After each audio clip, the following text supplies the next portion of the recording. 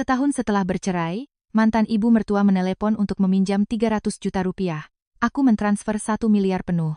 Keesokan paginya, mantan suami membawa sesuatu yang membuatku terpaku. Ponsel lamaku bergetar hampir pukul 11 malam.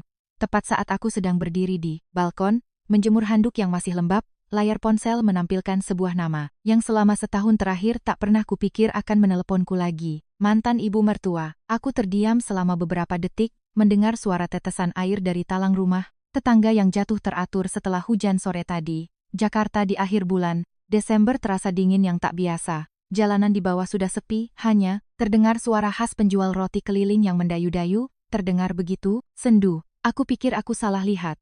5 tahun sejak menandatangani surat cerai dengan Bagas, ibunya tidak pernah sekalipun meneleponku. Sesekali, seorang kenalan bercerita bahwa beliau masih menanyakan kabarku, apakah aku sehat, tapi semuanya hanya sebatas itu. Aku pun tak pernah berinisiatif untuk menghubunginya kembali. Aku mengelap tangan ke ujung bajuku, lalu mengangkat telepon. Ujung telepon di seberang sana hening cukup lama, sampai-sampai aku bisa mendengar dengan jelas helaan napasnya yang lirih dan lemah. "Hana, nak," aku sedikit terkesiap. Caranya memanggilku nak membuat tenggorokanku tercekat. "Iya bu, Hana di sini." Di seberang sana terdengar tawa kecil yang terputus-putus. "Sudah cerai, kok masih panggil ibu?" Aku tidak tahu harus menjawab apa. Angin dari balkon berembus membuat punggungku dingin. Beberapa saat kemudian, beliau baru berkata dengan perlahan, "Ibu, menelepon ini sebenarnya malu sekali, nak, tapi sepertinya ibu sudah tidak punya cara lain." Aku menarik kursi dan duduk, telapak tanganku mulai terasa dingin. Beliau bercerita sedang dirawat di sebuah rumah sakit di Bekasi. Jantungnya bermasalah dan harus segera dioperasi. BPJS menanggung sebagian, tapi sisanya masih kurang lebih dari 300 juta rupiah. Bagas sudah menjual truk yang biasa, dipakainya mengangkut barang, tapi masih belum cukup. Adik Bagas, Ratih, baru saja melahirkan, dan keluarga mereka sudah pusing mencari pinjaman. Beliau berbicara sangat pelan, seolah menimbang setiap kata yang diucapkan. "Ibu tahu kamu sekarang sudah punya kehidupan sendiri, nak. Cerita lama kita juga sudah berlalu. Ibu tidak berani mengganggumu, tapi ibu ingat, dulu setiap kali rumah ada masalah, kamu selalu jadi yang pertama memikirkan jalan keluar." Aku duduk terdiam. 5 tahun lalu, beliaulah yang berdiri di tengah halaman rumah, dengan mata memerah menatapku menarik koper pergi, sementara Bagas duduk di dalam kamar, mengisap sebatang rokok demi sebatang rokok. Beliau pernah memegang tanganku, "Apa tidak bisa kalian pikirkan lagi?" Tapi saat itu, segalanya sudah terasa terlalu melelahkan. Tidak ada orang ketiga, tidak ada pengkhianatan. Hanya sepasang suami istri yang sudah hidup terlalu lama dalam kekurangan uang, kekurangan waktu, dan kekurangan kesabaran. Bagas punya harga diri yang tinggi, sementara aku keras kepala. Setiap kali bertengkar, tidak ada yang mau mengalah lebih dulu. Pernah sekali hanya karena mesin cuci rusak, kami perang dingin hampir seminggu. Aku ingin membeli mesin cuci baru karena pakaian ibu mertua yang sedang sakit tidak mungkin dicuci dengan tangan terus-menerus. Bagas membentak di tengah makan malam. "Uang dari mana kamu belanja seperti itu?" Aku tentu saja kesal. "Kamu mau ibumu mencuci baju sampai masuk rumah sakit?" Dia membanting sumpitnya ke meja. "Kamu ini selalu menganggap aku tidak becus." Kalimat-kalimat seperti itu menumpuk dari hari ke hari.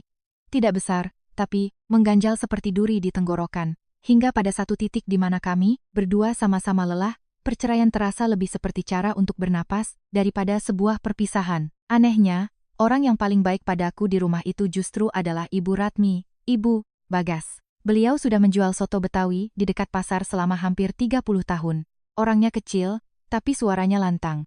Saat aku baru menjadi menantunya, beliau menarikku ke dapur, menyelipkan kunci lemari ke tanganku. "Di dalam ada sedikit emas simpanan ibu. Nanti kalau kalian sedang susah, pakai saja untuk modal. Jangan sampai kalian saling membenci karena uang." Saat itu aku hanya tertawa. Siapa sangka suatu hari nanti itu benar-benar terjadi. Di seberang telepon, beliau terbatuk lagi.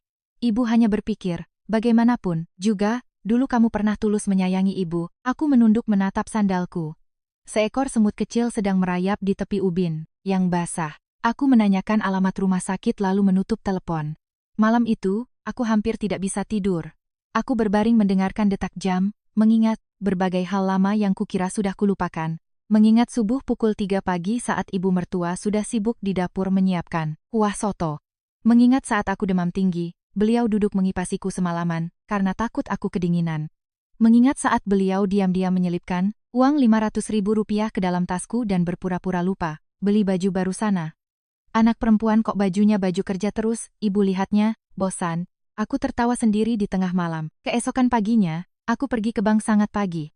Petugas bank menatapku cukup lama saat melihat jumlah uang yang akan ditransfer. 1 miliar, Bu, aku mengangguk. Iya, mohon dicek kembali. Ya, Bu, saya tahu. Gadis itu ragu-ragu sejenak, tapi akhirnya tidak bisa menahan diri. Keluarga, ibu pasti sayang sekali sama ibu. Aku menatap layar ponsel yang menampilkan nama rekening Ibu Ratmi. Tiba-tiba, hidungku terasa panas. Iya, dulu sayang sekali. Saat keluar dari bank, langit tiba-tiba menurunkan hujan. Hujan pertama di musim, ini turun dengan deras, menabuh kaca mobil dengan suara berdebum. Aku menepi di sebuah warung kopi di pinggir jalan untuk berteduh. Sedang mengeringkan rambut, ponselku berdering terus-menerus. 17 panggilan tak terjawab. Dari Bagas. Aku menatap layar cukup lama sebelum mengangkatnya. Ujung telepon di seberang sana hening selama beberapa detik, lalu terdengar sebuah kalimat dengan suara sangat rendah. Kamu salah transfer, aku mengaduk kopi yang sudah dingin. Tidak salah. Yang 300 juta untuk biaya, operasi, sisanya untuk ibu memulihkan diri. Dia menghela napas berat, seolah sedang menahan diri. Kamu tahu 1 miliar itu berapa? Aku tertawa getir. Dulu waktu kita masih bersama, bukankah kamu setiap hari mengingatkanku soal uang? Di seberang sana, hening. Di luar, hujan semakin deras. Sebuah truk melintas, membuat air di jalanan menyiprat ke trotoar. Pemilik warung kopi berdiri di depan pintu, menatap langit, sambil bergumam, hujan begini, biasanya malam nanti banjir. Bagas berkata pelan, ibu menangis dari tadi. Aku tidak menjawab. Beliau terus bertanya, apa kamu hidup dengan baik? Aku memalingkan wajah, menatap barisan kendaraan yang samar di balik tirai hujan. Sangat baik. Benarkah baik? Aku tertawa kecil. Kamu ini masih saja punya kebiasaan bertanya seperti sedang menginterogasi. Kali ini, dia ikut tertawa. Tawa yang serak, lelah, tapi sangat kukenal. Aku tiba-tiba teringat, dulu setiap kali mati lampu, kami duduk di balkon makan nasi, dingin dengan sarden kalengan. Bagas juga tertawa seperti itu saat aku mengeluh, kepanasan. Ada hal-hal yang kukira sudah terlupakan, ternyata hanya butuh satu suara untuk hidup kembali utuh. Dia terdiam cukup lama sebelum berkata, Hana, besok pagi kamu ada waktu? Ada apa? Ibu ingin bertemu denganmu. Dan, aku juga punya sesuatu yang ingin ku berikan. Aku tidak butuh surat utang, bukan. Suaranya merendah. Sesuatu yang seharusnya kuberikan 5 tahun lalu. Aku belum sempat bertanya lebih lanjut, di seberang sana terdengar suara perawat, memanggil dengan keras. Bagas buru-buru menutup telepon. Malam itu aku pulang sangat larut.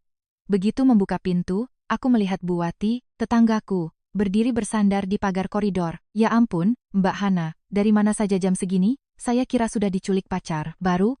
Aku tersenyum kecut. Usia segini, siapa yang mau menculik, Bu? Beliau menatapku dari atas ke bawah, lalu menaikkan alis. Sepertinya suasana, hatinya sedang bagus, ya?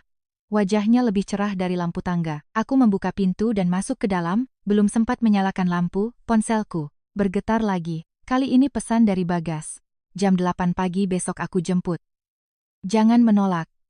Ada beberapa hal yang kupikir kamu perlu tahu. Di bawah pesan itu ada sebuah foto lama. Aku membukanya, tanganku tiba-tiba gemetar. Itu adalah selembar foto USG yang sudah menguning, di bagian atasnya tertulis, tanggal dari 6 tahun lalu, hari di mana aku pernah mengandung. Aku duduk terpaku cukup lama di bawah cahaya lampu kuning di ruang tamu, mataku masih terpaku pada foto di layar ponsel.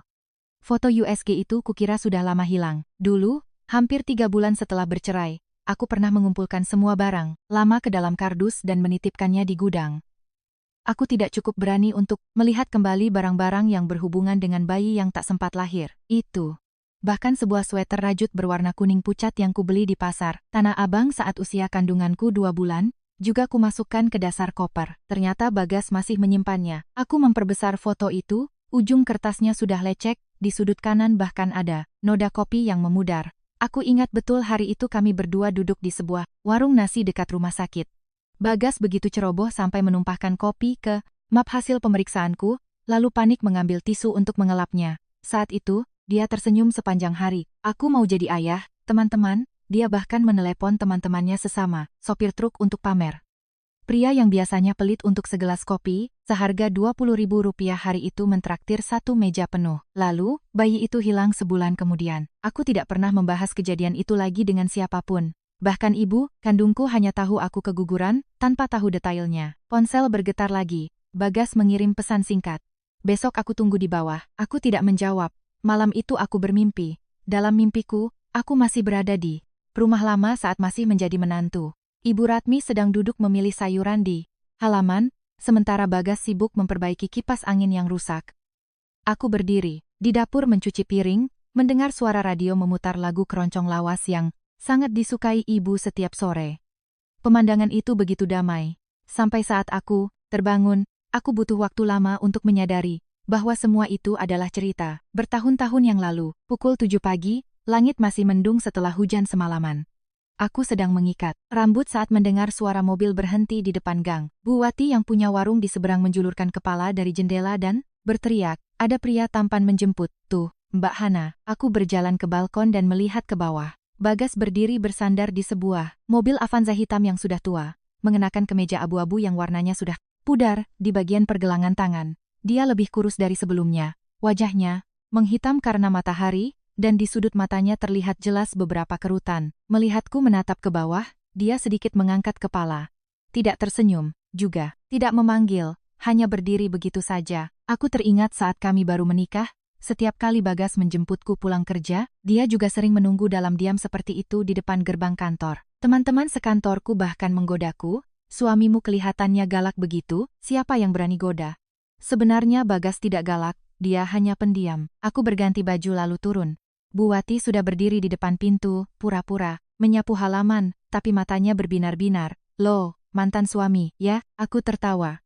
"Ibu kepo sekali." "Ya, CRT ini, siapa yang tidak penasaran?" Bagas menunduk menyapa Bu Wati. "Pagi, Bu." Bu Wati bersedekap. "Sudah cerai kok malah kelihatan lebih serasi daripada waktu menikah." Aku melotot sedikit. "Ibu jangan banyak omong deh." Bagas membukakan pintu mobil untukku. Gerakannya masih sama persis seperti dulu, hanya saja sekarang di antara kami ada sebuah keheningan yang sulit dijelaskan. Mobil berjalan hampir 10 menit. Barulah dia angkat bicara. "Semalam bisa tidur?" "Lumayan." "Aku tidak bisa." Aku menoleh padanya. "Karena 1 miliar itu?" Bagas tertawa pelan, matanya masih menatap jalan. "Sebagian karena itu. Sebagian lagi. Aku tidak menyangka kamu masih begitu peduli pada ibu." Aku menatap keluar jendela. Pohon-pohon angsana tua di pinggir jalan bergoyang, pelan ditiup angin pagi. Seorang nenek sedang mengayuh sepeda dengan keranjang, penuh kangkung di belakangnya. Jas hujannya berkibar-kibar. Aku hanya ingat orang yang pernah baik padaku. Itu hal biasa. Bagas mengencangkan genggamannya pada setir. Kalau aku pura-pura tidak mendengar. Dia juga tidak bertanya lagi. Mobil berhenti di depan rumah sakit hampir pukul 8 pagi. Bau desinfektan yang khas membuat kepalaku sedikit pusing.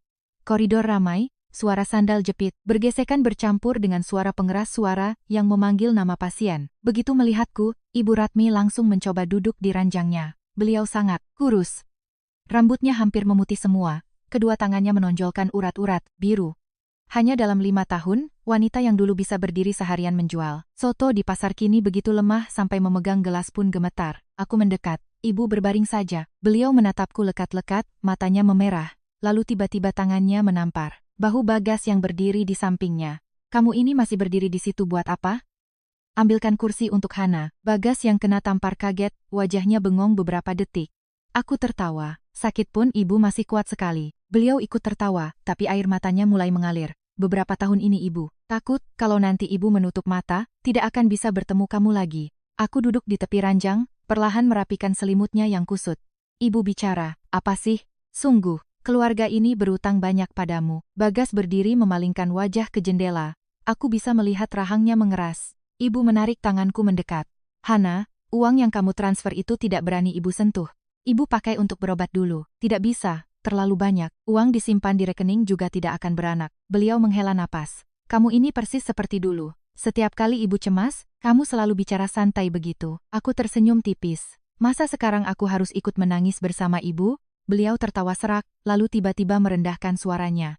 "Ada satu hal yang mungkin Bagas belum ceritakan padamu." Aku menoleh ke arah Bagas. Dia langsung menyela. "Ibu istirahat saja, nanti saja bicaranya." Ibu mengerutkan kening. "Kamu menunda-nunda terus, nanti istrimu hilang lagi." Kalimat itu membuat seisi ruangan hening. Bahkan perawat yang baru lewat di depan pintu melirik ke dalam sambil tersenyum. Bagas menarik kursi dan duduk, suaranya merendah. Ibu. Ibu mengibaskan tangan. Sudah, ibu tidak akan bicara lagi. Tapi tatapan matanya padaku masih menyimpan sesuatu yang berat. Menjelang siang, dokter memanggil Bagas keluar untuk menandatangani hasil lab. Di dalam kamar hanya ada aku dan ibunya. Beliau menatap bayangan putranya, menghilang di balik pintu, lalu menghela napas pelan. Dulu Bagas menyembunyikan banyak hal darimu. Aku sedikit tertegun. Hal apa, Bu? Beliau terdiam cukup lama. Dari koridor terdengar suara anak kecil menangis karena akan disuntik. Seorang kakek di ranjang sebelah sedang mendengarkan lagu, keroncong dari ponselnya dengan volume sangat kecil. Ibu Ratmi mengelus punggung tanganku. Waktu kamu kehilangan bayi kita, sebenarnya Bagas sudah hampir 3 hari tidak tidur menyetir truk. Aku terpaku. Hari itu, truknya terbalik di jalan tol. Pemilik barang menuntut ganti rugi, hampir 200 juta. Dia menyembunyikannya darimu. Aku menatap ibu. Hana tidak tahu soal itu, ibu juga baru tahu belakangan. Hari kamu dirawat di rumah sakit untuk mempertahankan kandungan, dia masih bersujud di pangkalan truk, memohon agar diberi kelonggaran utang. Dadaku tiba-tiba terasa sesak. Beliau menatap selimut putih. Dia takut kamu khawatir, jadi dia menahannya, sendirian. Tapi laki-laki kadang-kadang bodoh, nak. Semakin sayang, semakin disembunyikan. Aku teringat masa-masa itu. Bagas hampir tidak pernah pulang, kadang jam 3 pagi. Baru membuka pintu, badannya penuh bau oli dan asap rokok. Aku mengira dia sudah bosan dengan istri dan keluarganya, makanya dia melarikan diri ke jalanan. Kami bertengkar hebat, tepat di minggu aku mengalami pendarahan. Aku pernah berteriak, kalau kamu merasa rumah ini terlalu menyesakkan, tidak usah pulang lagi. Hari itu Bagas berdiri sangat lama di depan pintu, lalu benar-benar pergi. Keesokan paginya aku masuk rumah sakit, dan bayi kami tidak bisa diselamatkan. Sejak saat itu, segalanya hancur begitu cepat, tak ada yang sempat memperbaikinya. Aku duduk terdiam. Ibunya menatapku, suaranya lelah. Hana, ada hal-hal yang, saat kita masih muda, kita pikir asalkan kita benar, itu sudah cukup. Baru saat tua kita mengerti, hidup bersama itu tidak hanya butuh kebenaran. Pintu kamar tiba-tiba terbuka. Bagas masuk dengan cepat, di tangannya ada sebuah map tua. Dia menatap ibunya dengan tatapan tak berdaya. Kan sudah kubilang, nanti saja. Ibu memalingkan wajah. Ibu takut tidak punya banyak waktu lagi. Bagas meletakkan map itu di meja lalu menatapku. Tatapan matanya saat itu membuat jantungku berdebar kencang. Hana, ada beberapa hal yang kupikir kamu harus lihat sendiri. Dia menarik setumpuk kertas yang sudah usang dari dalam map. Ujung kertasnya lecek seperti sudah berulang kali dibuka dan dilipat. Begitu melihat baris pertama, seluruh tubuhku terasa dingin. Surat utang, nama peminjam, Bagas. Di bagian alasan tertulis dengan sangat jelas, untuk biaya perawatan mempertahankan kandungan istri. Aku memegang tumpukan kertas itu dengan tangan dingin. Kertas-kertas tua yang warnanya sudah menguning, sudut-sudutnya melengkung karena sering dilipat. Ada selembar yang bahkan masih ada noda olinya. Tanda tangan Bagas di bagian bawah terlihat tebal dan sedikit miring, seperti tanda tangan orang yang sedang kalut. Tanggal peminjaman tepat di minggu aku masuk rumah sakit. Aku membuka beberapa lembar lagi. Surat gadai truk, surat utang tulisan tangan, kwitansi pembayaran rumah sakit. Semuanya dari periode waktu yang sama. Tenggorokanku tercekat. Bagas berdiri di hadapanku. Kedua tangannya dimasukkan ke saku celana, matanya menatap lantai keramik. Sikapnya persis seperti setiap kali dia tahu dia bersalah tapi tidak tahu harus mulai menjelaskan dari mana. Kenapa kamu tidak bilang? Suaraku serak. Dia tertawa getir. Bilang untuk apa? Setidaknya aku berhak tahu. Waktu itu kamu sedang hamil. Apa aku harus bilang supaya kamu menangis lagi? Aku meremas tumpukan kertas itu.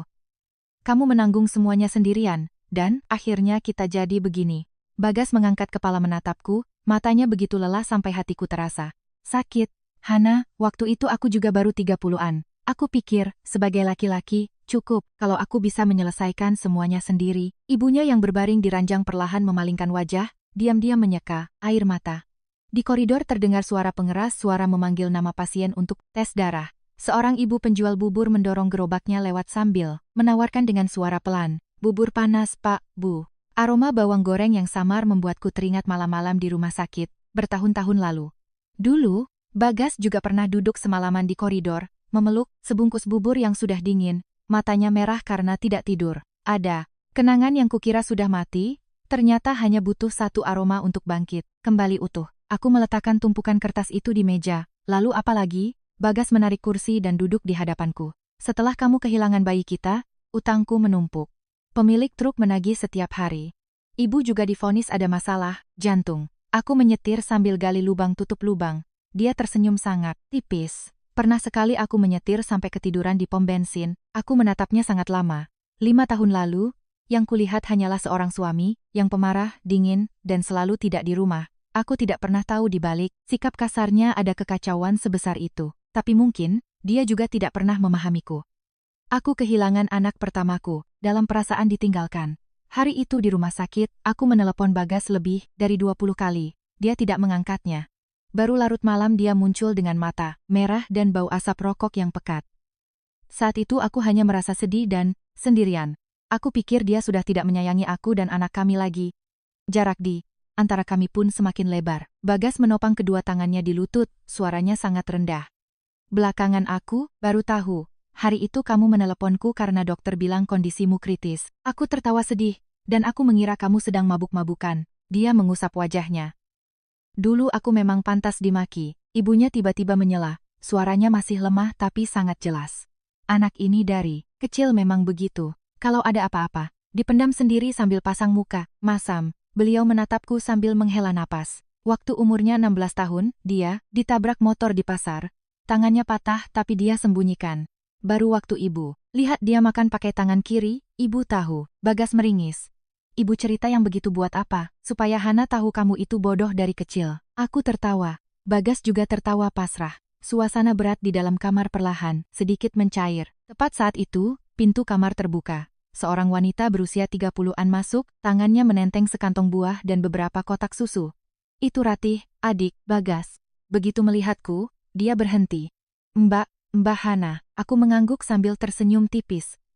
Ratih meletakkan bawaannya di meja lalu menoleh ke kakaknya.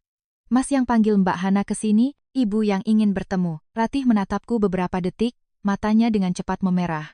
Aku kira seumur hidup Mbak tidak mau melihat wajah keluarga kami lagi. Aku tertawa.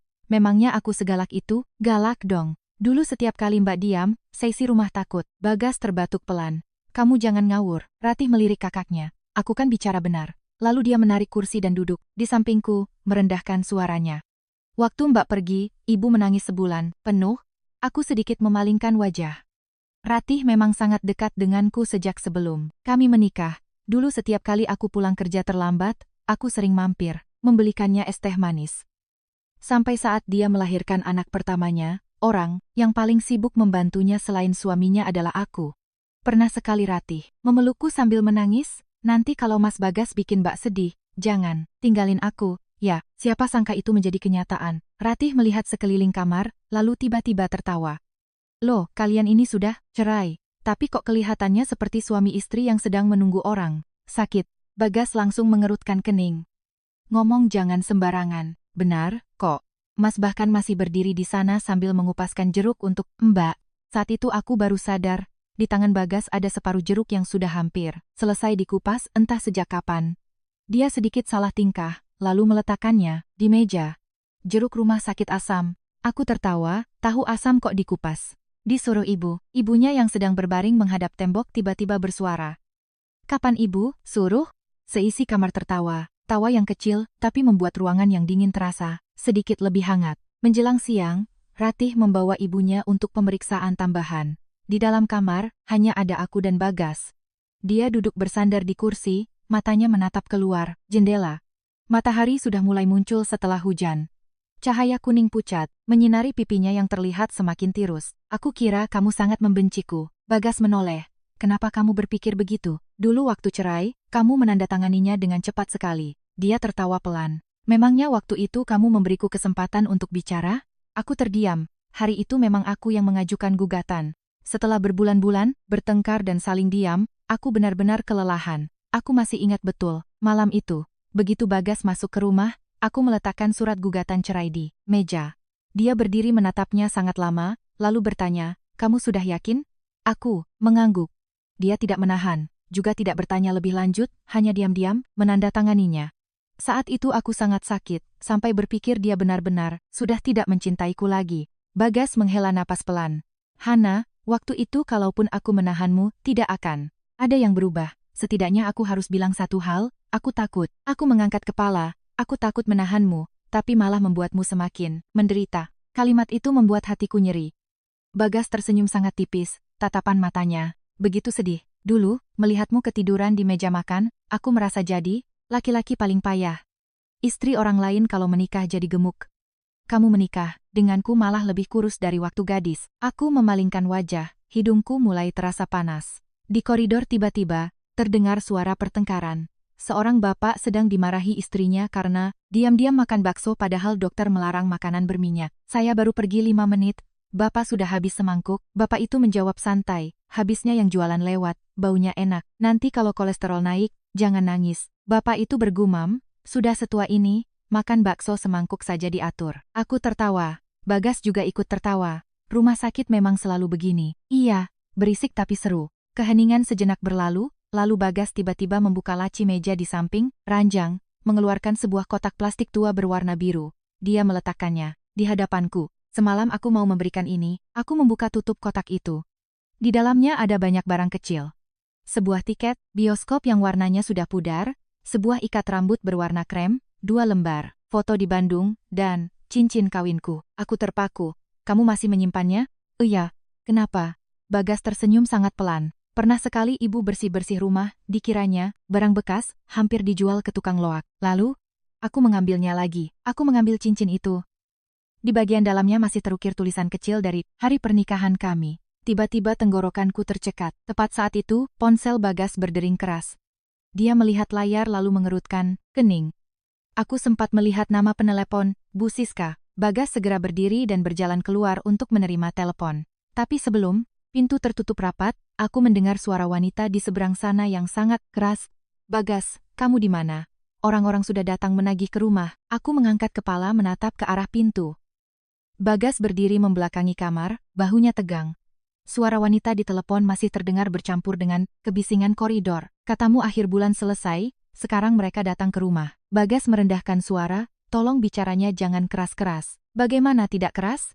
Ibumu sakit, Ratih mengurus bayi, sekarang orang-orang itu duduk di halaman mau menyita rumah. Aku tertegun, tanganku yang memegang cincin kawin tanpa sadar mengeras. Ibu, Ratmi yang berbaring di ranjang juga menoleh ke arah pintu, tatapan matanya lelah, tapi jelas beliau mendengar semuanya. Di luar, Bagas terdiam beberapa detik lalu berkata dengan suara sangat rendah, saya sedang di rumah sakit. Di rumah sakit atau dimanapun, uangnya mana? Kamu mau bagaimana? Saya segera pulang. Panggilan itu terputus. Bagas berdiri diam di koridor cukup lama sebelum masuk, kembali. Wajahnya saat itu begitu muram, seperti orang yang baru disiram air. Dingin? Aku meletakkan cincin itu kembali ke dalam kotak. Ada masalah apa? Tidak ada apa-apa. Aku menatap lurus ke arahnya. Kamu masih punya kebiasaan menyembunyikan masalah. Bagas menarik kursi dan duduk, kedua tangannya saling bertautan. Rumah sedang, ada utang lagi. Ibunya mengerutkan kening. Lagi? Utang apa? Bagas menghela napas. Waktu pandemi, Ratih melahirkan prematur. Suaminya kehilangan pekerjaan. Ibu juga bolak-balik masuk rumah sakit. Aku pinjam uang dari rentenir untuk menutupi kebutuhan. Seluruh tubuhku terasa dingin. Berapa? Dia tidak langsung menjawab. Ibu Ratmi yang berbaring di ranjang mencoba duduk. Lebih dari 800 juta. Ruangan itu hening seketika. Suara kipas angin tua di langit-langit yang berderit terdengar begitu jelas. Aku menoleh ke arah Bagas. Bagaimana bisa utang sebanyak itu? Dia tersenyum lelah. Awalnya hanya 200 juta, lalu bunganya terus berbunga. Aku sangat paham model pinjaman seperti itu. Utang kecil di awal, lalu bunga. Melahirkan bunga. Semakin orang terdesak, semakin mudah mereka menandatangani apa saja. Dulu di kantor, aku pernah melihat seorang akuntan kehilangan rumahnya, hanya karena pinjaman seperti itu, untuk mengobati suaminya. Aku menatapnya lama. Jadi, Bu Siska itu siapa? Bagas sedikit tertegun. Seorang kenalan. Ibu Ratmi langsung menyela. Kenalan apanya? Itu rentenirnya. Aku terperangah. Ibu kan bicara benar. Bagas mengusap keningnya. Dulu Bu Siska punya usaha gadai kecil, aku pinjam. Lewat sana, aku mendengarnya dengan dada sesak. Bagas yang dulu harga dirinya begitu tinggi, sampai-sampai pergi ke kondangan pun kemejanya harus disetrika licin. Sekarang, harus berutang pada rentenir. Aku tiba-tiba teringat tahun-tahun terakhir pernikahan kami. Pernah sekali, tengah malam aku terbangun dan melihatnya duduk di balkon, merokok tanpa henti. Hujan turun membasahi bahunya, tapi dia tetap diam di sana. Dulu aku marah dan membentaknya, kamu mau sakit? Saat itu Bagas hanya mematikan rokoknya dan tersenyum. Duduk sebentar biar sadar. Sekarang kalau dipikir-pikir, mungkin saat itu dia sudah mulai terjerat utang, hanya saja aku tidak tahu. Atau lebih tepatnya, Kami berdua tidak pernah benar-benar duduk dan bicara dari hati ke hati. Ibunya menarik tanganku. Hana, masalah ini jangan kamu ikut campur lagi. Uang, 1 miliar yang kamu berikan itu sudah lebih dari cukup. Aku belum sempat bicara. Bagas sudah berdiri. Aku pulang sebentar untuk menyelesaikan ini. Kamu bisa di sini bersama ibu? Aku mengangkat kepala menatapnya. Menyelesaikan bagaimana? Orang sudah datang, mau menyita rumah. Kamu masih bicara santai begitu. Dia tersenyum getir. Lalu kamu mau aku menangis berguling-guling? Kalimat itu membuatku tercekat. Itulah Bagas. Sesulit apapun kondisinya, dia selalu mencoba bicara setengah bercanda. Pernah sekali motor mogok di tengah jalan, kami berdua mendorongnya hampir 1 kilometer di tengah hujan. Aku, sambil jalan sambil menggerutu, hidup kok susah begini, ya?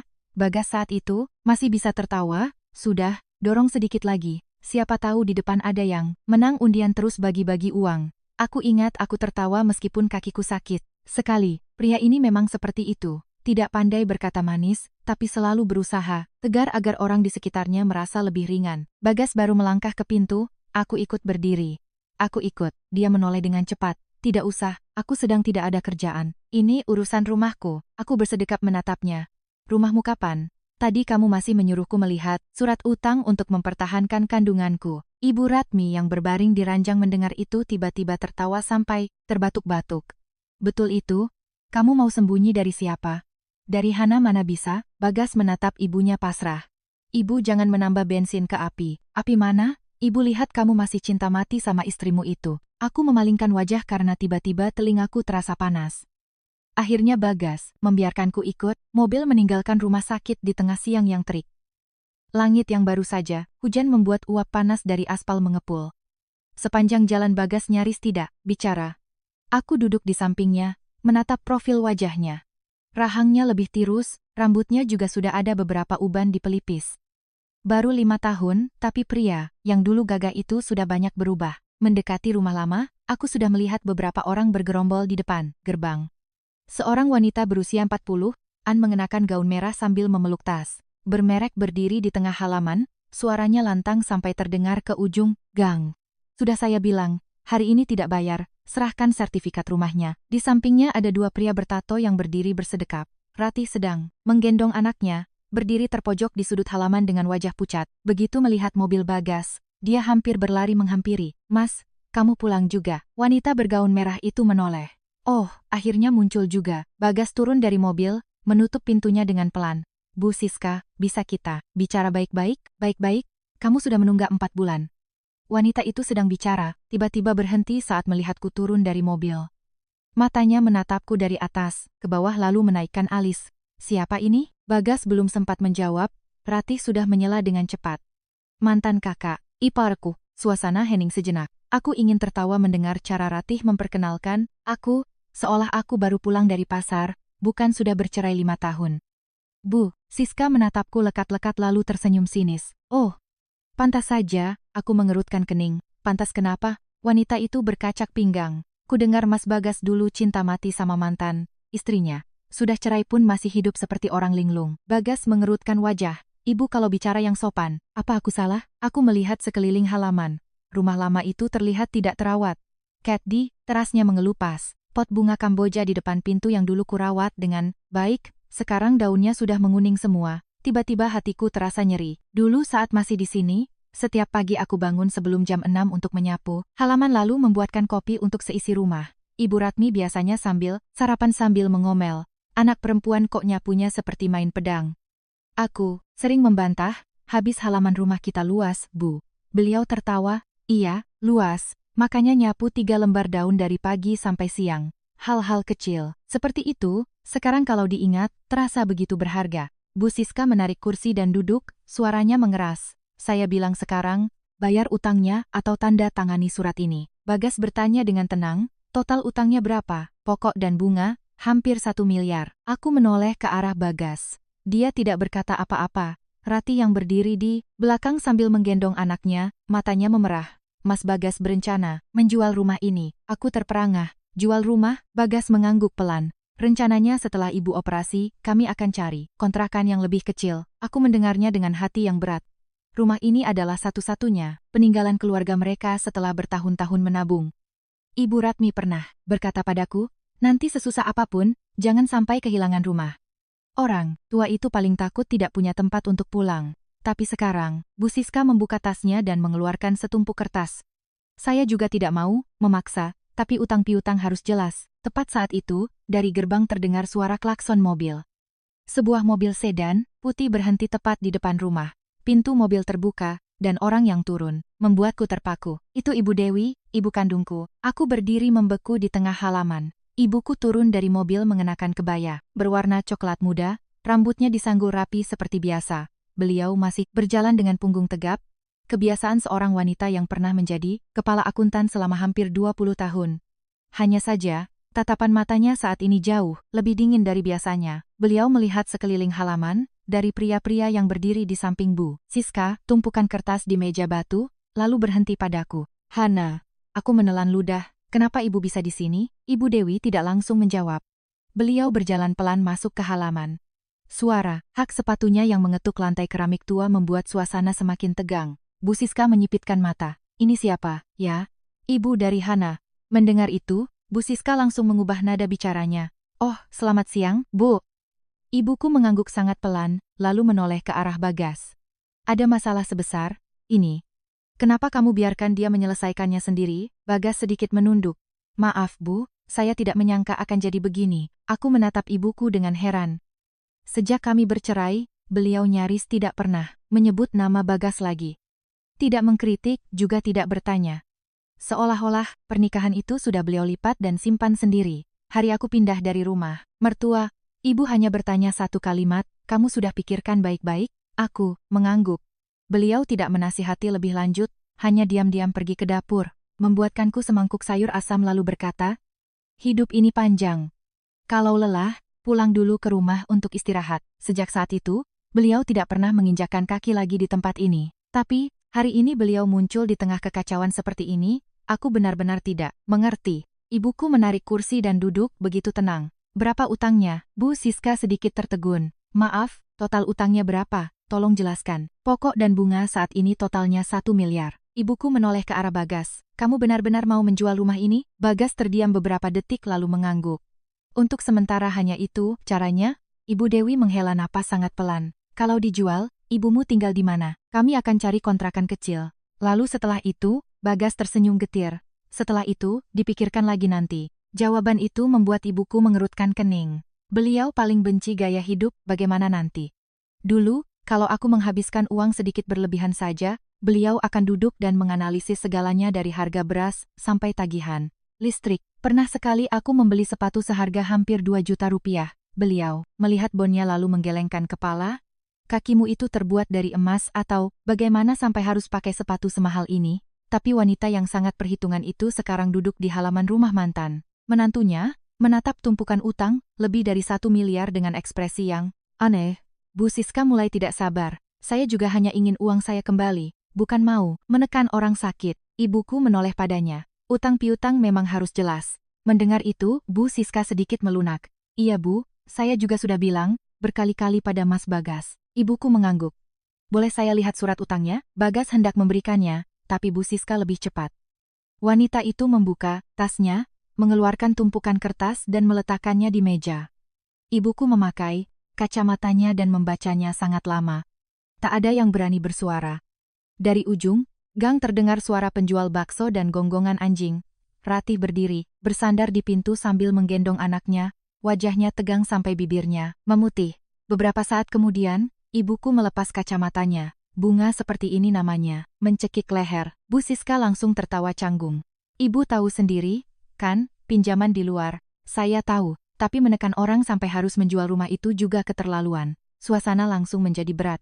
Dua pria di belakang Bu Siska saling pandang, lalu membuang muka. Wajah Bu Siska sedikit memerah. Saya tidak memaksa. Ibuku menatap lurus padanya. Tidak memaksa tapi membawa orang memenuhi halaman rumah. Bagas buru-buru menyela. Sudah, Bu Dewi. Ibu mengangkat tangan menghentikannya. Saya sedang bicara dengan ibu ini. Aku berdiri di samping, menatap ibuku dengan kagum. Sejak kecil, ibu jarang sekali meninggikan suara. Semakin beliau marah, semakin pelan bicaranya. Dan, cara bicara pelan itulah yang paling menakutkan. Bu Siska tersenyum sinis. Ibu membela keluarga sendiri, jadi bicaranya begitu. Ibuku bersandar di kursi. Saya tidak membela siapa-siapa. Saya hanya melihat seorang pria yang menanggung beban seluruh keluarga sampai seperti ini, dan belum lari. Itu sudah cukup hebat. Bagas tertegun. Aku juga terkejut. Mungkin ini pertama kalinya setelah bertahun-tahun aku mendengar ibuku memuji Bagas. Dulu beliau tidak menyukainya, bukan karena miskin, tapi karena beliau merasa Bagas terlalu keras kepala. Saat baru menikah, Bagas pernah berjanji pada ibuku, saya akan menjaga Hana. 3 tahun kemudian, aku kurus kering karena tekanan pekerjaan dan masalah anak. Ibu menatapku dengan iba. Pernah sekali beliau menarikku ke dapur dan bertanya, pelan, kamu hidup begitu, bahagia? Aku saat itu masih berusaha tersenyum, biasa saja, Bu. Ibu hanya menghela napas. Bu Siska berdiri. Sekarang mau bicara apapun, utang tetap harus dibayar. Ibuku mengangguk. Benar. Lalu beliau membuka tasnya dan mengeluarkan sebuah buku tabungan. Aku langsung terperangah. Ibu, beliau meletakkan buku tabungan itu di meja. Di sini ada 700 juta. Aku langsung berdiri. Ibu mau apa? Beliau menoleh padaku. Duduk, tapi itu uang pensiun ibu. Ibu belum setua itu sampai harus berbaring menunggu disuapi. Bagas langsung menggeleng. Saya tidak bisa menerimanya, Bu. Ibuku menatapnya. Kamu pikir kalau rumah ini dijual, ibumu akan senang? Sisanya, nanti kita pikirkan lagi. Halaman itu hening seketika. Bahkan Bu Siska duduk terpaku. Aku tidak pernah menyangka ibu akan berbuat sejauh ini. Beliau adalah orang yang sangat memisahkan urusan perasaan dan uang. Dulu saat aku baru bercerai dan pulang ke rumah, beliau pernah berkata, kamu boleh menyayangi siapapun, tapi jangan biarkan rasa sayang itu mengubahmu menjadi pelampung penyelamat hidup orang lain. Tapi hari ini, justru beliau yang pertama kali memberikan uang. Bagas mengepalkan tangannya. Saya berutang budi pada ibu. Ibuku memotong. Jangan bicara utang budi sekarang. Pikirkan cara mempertahankan rumah ini untuk ibumu dulu. Ratih yang berdiri di belakang mulai menangis. Gadis itu sambil menyeka air mata, sambil bergumam, aku sudah tahu Mbak Hana dan Bu Dewi tidak akan meninggalkan kami. Aku menoleh dan melotot sedikit.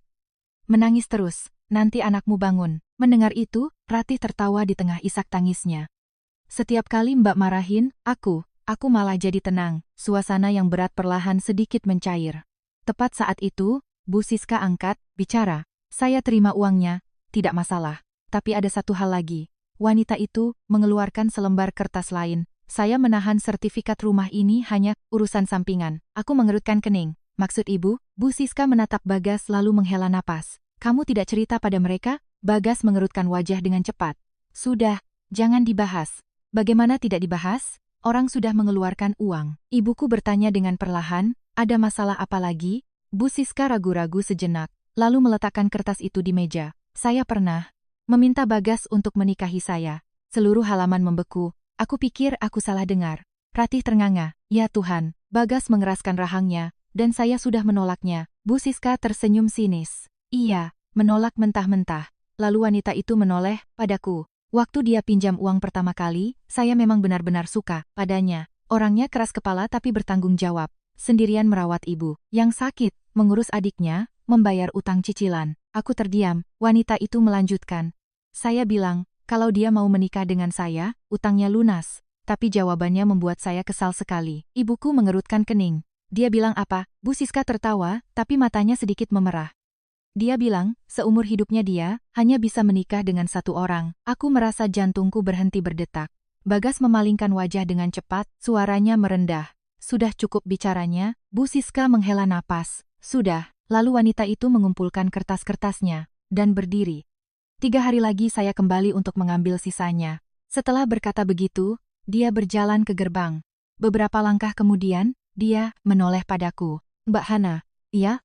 Laki-laki ini memang bodoh, tapi Mbak pasti tahu, mencari orang bodoh seperti dia sekarang ini sudah langka. Aku belum sempat bereaksi. Wanita itu sudah masuk ke mobil dan pergi. Halaman kembali hening. Ratih yang pertama kali tertawa. Mas Bagas laku juga, ya? Bagas meringis. Kamu diam saja. Ibuku duduk bersandar di kursi, menatap Bagas sangat lama, lalu tiba-tiba bertanya. Bagas, iya, Bu, kalau dulu Hana tidak mengajukan gugatan cerai lebih dulu, apa kamu akan meninggalkannya? Bagas berdiri diam. Angin sore berembus, membuat daun-daun Kamboja kering, berputar-putar di bawah kakinya. Dia menatap lantai keramik sangat lama. Baru, menjawab dengan suara serak, saya tidak pernah berpikir untuk meninggalkannya. Aku baru saja mengangkat kepala. tiba-tiba dari dalam rumah terdengar suara pecahan kaca yang sangat keras. Suara pecahan kaca yang nyaring itu berasal dari dapur. Ratih terkejut dan memeluk anaknya erat-erat. Ya Tuhan, apa itu? Bagas yang pertama kali berlari masuk. Aku mengikuti di belakangnya, jantungku berdebar kencang karena suara yang tidak biasa itu. Begitu melewati pintu dapur, aku terpaku. Seorang pria berusia 60-an sedang terhuyung-huyung berpegangan pada tepi meja. Di bawah kakinya, pecahan gelas kaca berserakan. Bau alkohol yang samar, bercampur dengan bau kecap asin yang tumpah di lantai. Pria itu mengenakan kaos, oblong pudar, rambutnya acak-acakan, dan matanya merah. Itu Pak Suryo, ayah Bagas. Aku membeku selama beberapa detik. Sudah 5 tahun aku tidak bertemu dengannya. Dulu saat aku masih menjadi menantunya, Pak Suryo jarang di rumah. Beliau sopir truk jarak jauh, temperamennya panas dan suka minum. Setiap kali mabuk, seisi rumah akan hening seolah akan ada badai. Saat baru menikah, aku sangat takut padanya. Pernah sekali aku memasak sayur terlalu asin, beliau membanting mangkuk ke meja. Anak perempuan zaman sekarang cuma bisa dandan. Aku begitu sedih, sampai bersembunyi di kamar mandi, menangis selama 1 jam. Tapi, justru beliaulah yang diam-diam memberiku uang 5 juta rupiah saat tahu aku keguguran. Hari itu beliau tidak menatapku, hanya meletakkan amplop di meja dan berkata dengan suara serak, pakai untuk memulihkan badanmu. Setelah itu beliau pergi selama beberapa hari. Pria ini seumur hidupnya canggung dalam urusan perasaan. Bagas buru-buru menopang ayahnya. Bapak kenapa lagi? Pria itu menepis tangan Bagas. Aku bisa berdiri sendiri. Bau alkohol dari tubuhnya sangat menyengat. Ibuku yang baru masuk ke pintu langsung tertegun. Ibu Dewi dan Pak Suryo tidak pernah akur. Satunya penuh aturan, satunya lagi pemarah. Dulu saat pernikahanku, kedua belah pihak bahkan sempat tegang karena urusan mahar. Pak Suryo mengangkat kepala dan melihatku, mata merahnya tiba-tiba terbelalak. Beliau terdiam beberapa detik, lalu dengan cepat memalingkan wajah. Hana, kapan datang? Aku menjawab pelan. Baru saja Pak, beliau mengangguk, bibirnya bergerak seolah ingin mengatakan sesuatu, tapi kemudian diam. Bagas menunduk memunguti pecahan kaca. Bapak minum lagi? Pria itu menggerutu. Minum sedikit saja diatur. Dokter bilang, liver Bapak sudah berlemak. Aku sudah tidak punya apa-apa lagi untuk dijaga, buat apa menjaga liver? Kalimat itu terdengar begitu pahit dan putus asa. Suasana di dapur menjadi berat. Ratih meletakkan anaknya di ayunan lalu mengambil sapu untuk membersihkan pecahan kaca. Gadis itu sambil menyapu sambil mengomel, Bapak kalau sudah minum, pasti ada saja yang pecah. Pak Suryo melotot pada putrinya. Bukan Bapak yang pecahkan. Terus siapa? Kakiku kesandung. Gelas mana yang jalan-jalan ke tengah dapur? Aku berdiri melihat pemandangan itu dengan hati yang sesak. Dulu rumah ini juga seperti ini. Pertengkaran kecil yang berisik, kadang menyesakkan, tapi tetap terasa seperti sebuah keluarga. Pak Suryo menarik kursi dan duduk, matanya menatap tumpukan kertas di meja. Siska tadi kesini? Bagas mengangguk, iya. Pria itu tertawa serak, galaknya seperti macan betina. Ratih menyela. Orang datang menagih utang Pak. Pak Suryo mendengus. Aku tahu, waktu muda aku sering bertemu yang model. Begitu. Ibuku yang duduk di seberangnya bertanya dengan perlahan, Bapak sudah tahu rencana menjual rumah? Pak Suryo terdiam, lalu tiba-tiba menoleh ke arah Bagas. Kamu benar-benar mau menjualnya? Sudah tidak ada cara lain. Pria itu menopang kedua tangannya di lutut, wajahnya menua dalam sekejap. Rumah, ini ibumu jaga seumur hidupnya. Aku tahu, tapi kalau dijual. Suaranya tidak keras, tapi terdengar berat, seperti batu.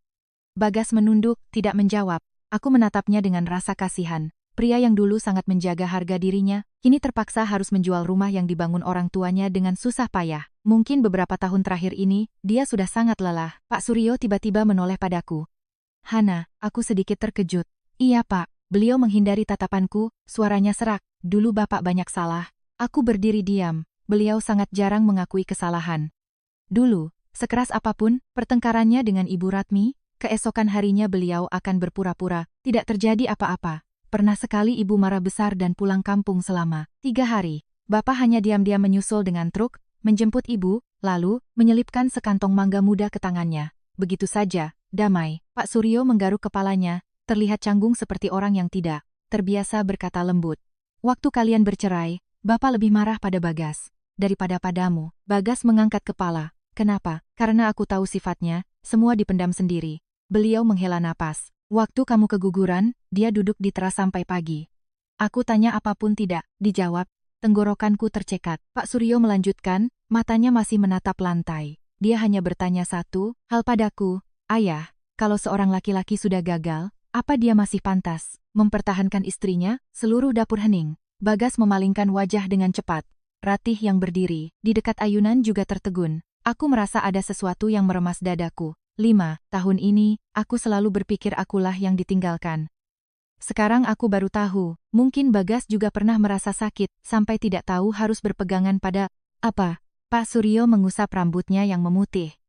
Aku waktu itu terlalu emosi, aku memarahinya habis-habisan. Bagas tersenyum getir.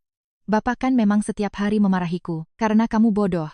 Pria itu mengangkat kepala menatap putranya. Laki-laki, miskin itu tidak memalukan. Yang memalukan itu membiarkan istrinya sendirian. Bagas terdiam. Kalimat itu membuatku teringat malam-malam yang tak terhitung. Jumlahnya saat aku berbaring menghadap tembok, menangis dalam diam, sementara Bagas tertidur di ruang tamu karena kelelahan menyetir. Saat itu aku hanya merasa kesepian. Aku tidak pernah tahu dia juga sedang tenggelam dalam keputusasaan. Ratih tiba-tiba menyela dengan nada setengah bercanda. Kalau aku boleh jujur, ya, kalian berdua itu bercerai sia-sia sekali. Bagas mengerutkan kening. Kamu bisa diam tidak? Benar kok. Gadis itu menoleh padaku. Waktu Mbak pergi, Mas Bagas benar-benar seperti orang linglung. Pernah sekali sedang mengantar barang, dia nyasar sampai ke Cikampek. Aku tertawa pelan. Benarkah? Bagas meringis. Ratih melanjutkan. Benar. Dia bahkan pernah salah beli 2 porsi bubur ayam, lalu pulang dan hanya duduk menatap 1 porsi sampai buburnya mengembang. Ibuku mendengar itu tidak bisa menahan tawa. Anak ini dari kecil memang pelupa. Pak Suryo langsung menyela. Itu nurun dari ibunya. Heh, jangan sembarangan. Suasana di dapur sedikit mencair setelah ketegangan sepanjang hari. Tepat saat itu, ponsel Bagas berdering lagi. Dia melihat layar lalu berdiri dan berjalan ke teras untuk menerima telepon. Aku sempat melihat nama yang tertera adalah rumah sakit. Belum sampai 1 menit, raut wajahnya berubah total. Iya, Dok, bagaimana? Aku langsung berdiri dan berjalan keluar. Bagas mencengkeram ponselnya. Baik, saya segera ke sana. Dia menutup telepon. Wajahnya pucat pasi. Ibumu kenapa? Rumah sakit menelepon? Suaranya serak. Mereka bilang ibu pingsan waktu pemeriksaan. Ratih panik dan langsung menggendong anaknya. Bagas menyambar kunci mobil dan berlari ke gerbang. Aku hampir berlari mengikutinya. Langit sore tiba-tiba menjadi gelap, angin berembus kencang, membuat daun-daun kering beterbangan di halaman. Begitu membuka pintu mobil, Bagas tiba-tiba berhenti karena suara dari belakang. Hana. Aku menoleh. Ibuku sedang berdiri di teras, tatapan matanya aneh. Beliau menatapku beberapa detik, lalu berkata dengan perlahan, "Kalau kamu masih menyayanginya, kali ini jangan diam lagi." Aku belum sempat menjawab, Bagas sudah menarik pintu mobil. Naik. Mobil melesat keluar dari gang kecil, tepat saat tetes-tetes hujan pertama mulai jatuh di kaca depan. Di dalam saku jaket Bagas, ponselnya bergetar terus-menerus. Kali ini sebuah pesan dari nomor tak dikenal. Aku tahu kejadian tentang bayi itu 5 tahun lalu. Kalau kamu masih mau Hana, tidak tahu, siapkan uangnya. Hujan menabuh kaca mobil dengan keras. Bagas mengemudi dengan sangat cepat, kedua tangannya mencengkeram setir sampai urat-uratnya menonjol. Cahaya lampu, jalan yang terpantul di wajahnya, membuat matanya yang sudah lelah terlihat semakin tegang. Aku duduk di sampingnya, hatiku gelisah. Ibu pingsan sudah lama, mereka baru menelepon beberapa menit yang lalu, tadi masih baik-baik saja. Bagas tidak menjawab. Dia meraih ponselnya lalu melemparkannya ke dashboard seolah ingin menghindarinya. Layar ponsel menyala lagi, pesan dari nomor tak dikenal. Itu masih terlihat jelas. Aku tahu kejadian tentang bayi itu 5 tahun lalu. Aku tanpa sengaja melihat beberapa kata itu, jantungku berhenti berdetak. Ada apa? Bagas langsung membalikkan ponselnya. Tidak ada apa-apa. Aku menoleh padanya. Kamu pikir aku masih percaya kalimat itu? Mobil berhenti mendadak di lampu merah, membuat tubuhku terdorong ke depan. Bagas secara refleks menahanku, lalu dengan cepat melepaskan tangannya. Dia menatap lurus ke depan, suaranya memberat. Nanti setelah urusan ibu selesai, baru kita bicara. Aku tidak bertanya lagi. Tapi sejak saat itu, kepalaku dipenuhi perasaan aneh. Kejadian tentang bayi itu 5 tahun lalu. Apalagi yang tidak aku ketahui, rumah sakit penuh sesak karena hujan yang tiba-tiba. Bau jas hujan yang lembab dan desinfektan bercampur, membuat udara terasa pengap. Ratih sedang berdiri di depan ruang UGD, wajahnya pucat pasi. Melihat kami, gadis itu hampir menangis. Mas Bagas, Ibu, bagaimana kondisi ibu? Dokter bilang tekanan darahnya turun drastis. Bagas segera berlari ke meja perawat untuk menanyakan kondisi. Aku berdiri di samping Ratih. Gadis itu memegang tanganku erat-erat.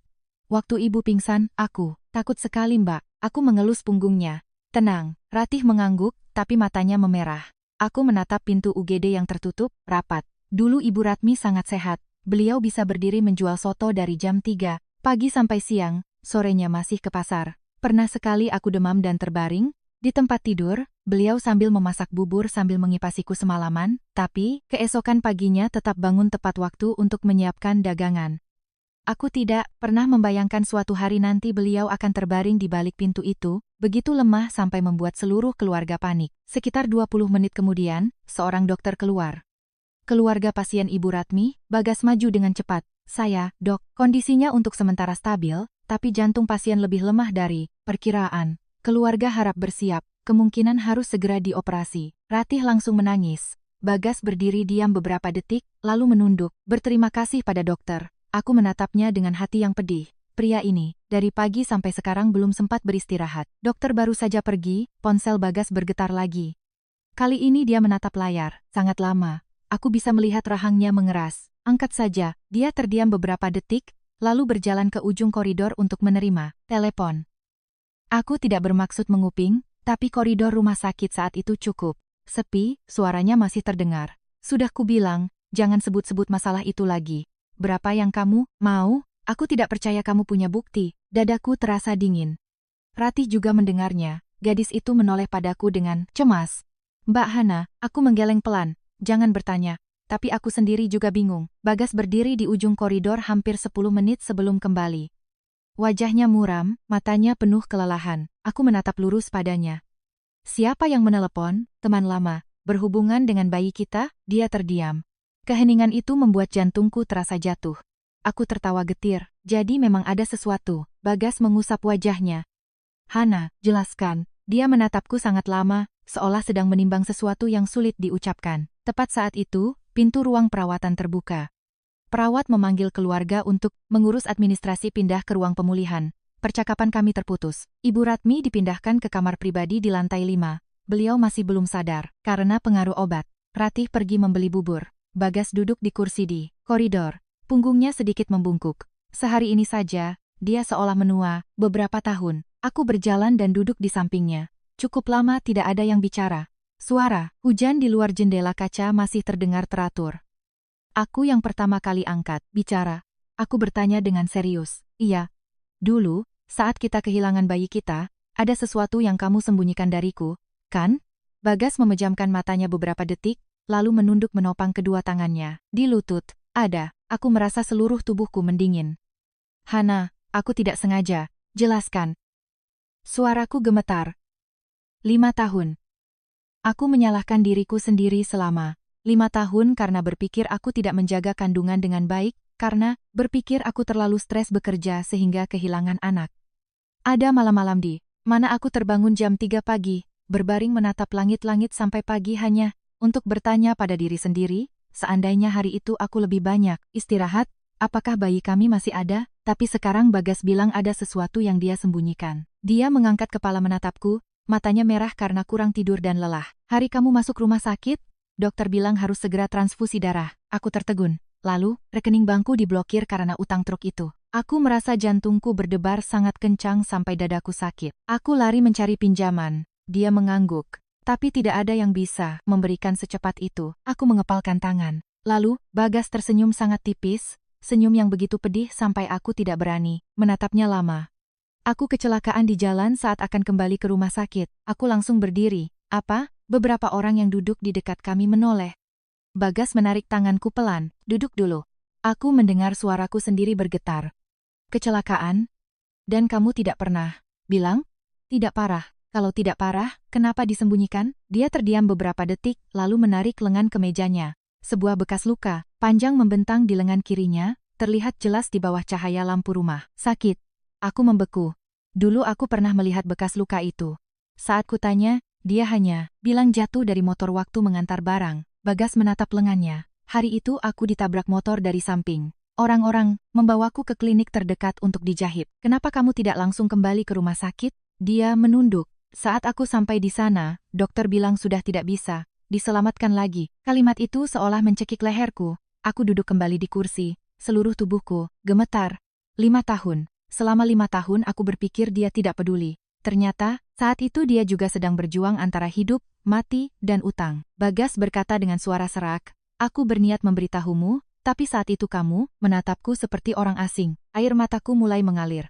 Kenapa kamu selalu menyembunyikan semuanya? Aku takut kamu semakin sakit. Lalu sekarang, dia tersenyum sedih. Sekarang aku merasa aku benar-benar bodoh. Aku memalingkan wajah untuk menyeka air mata.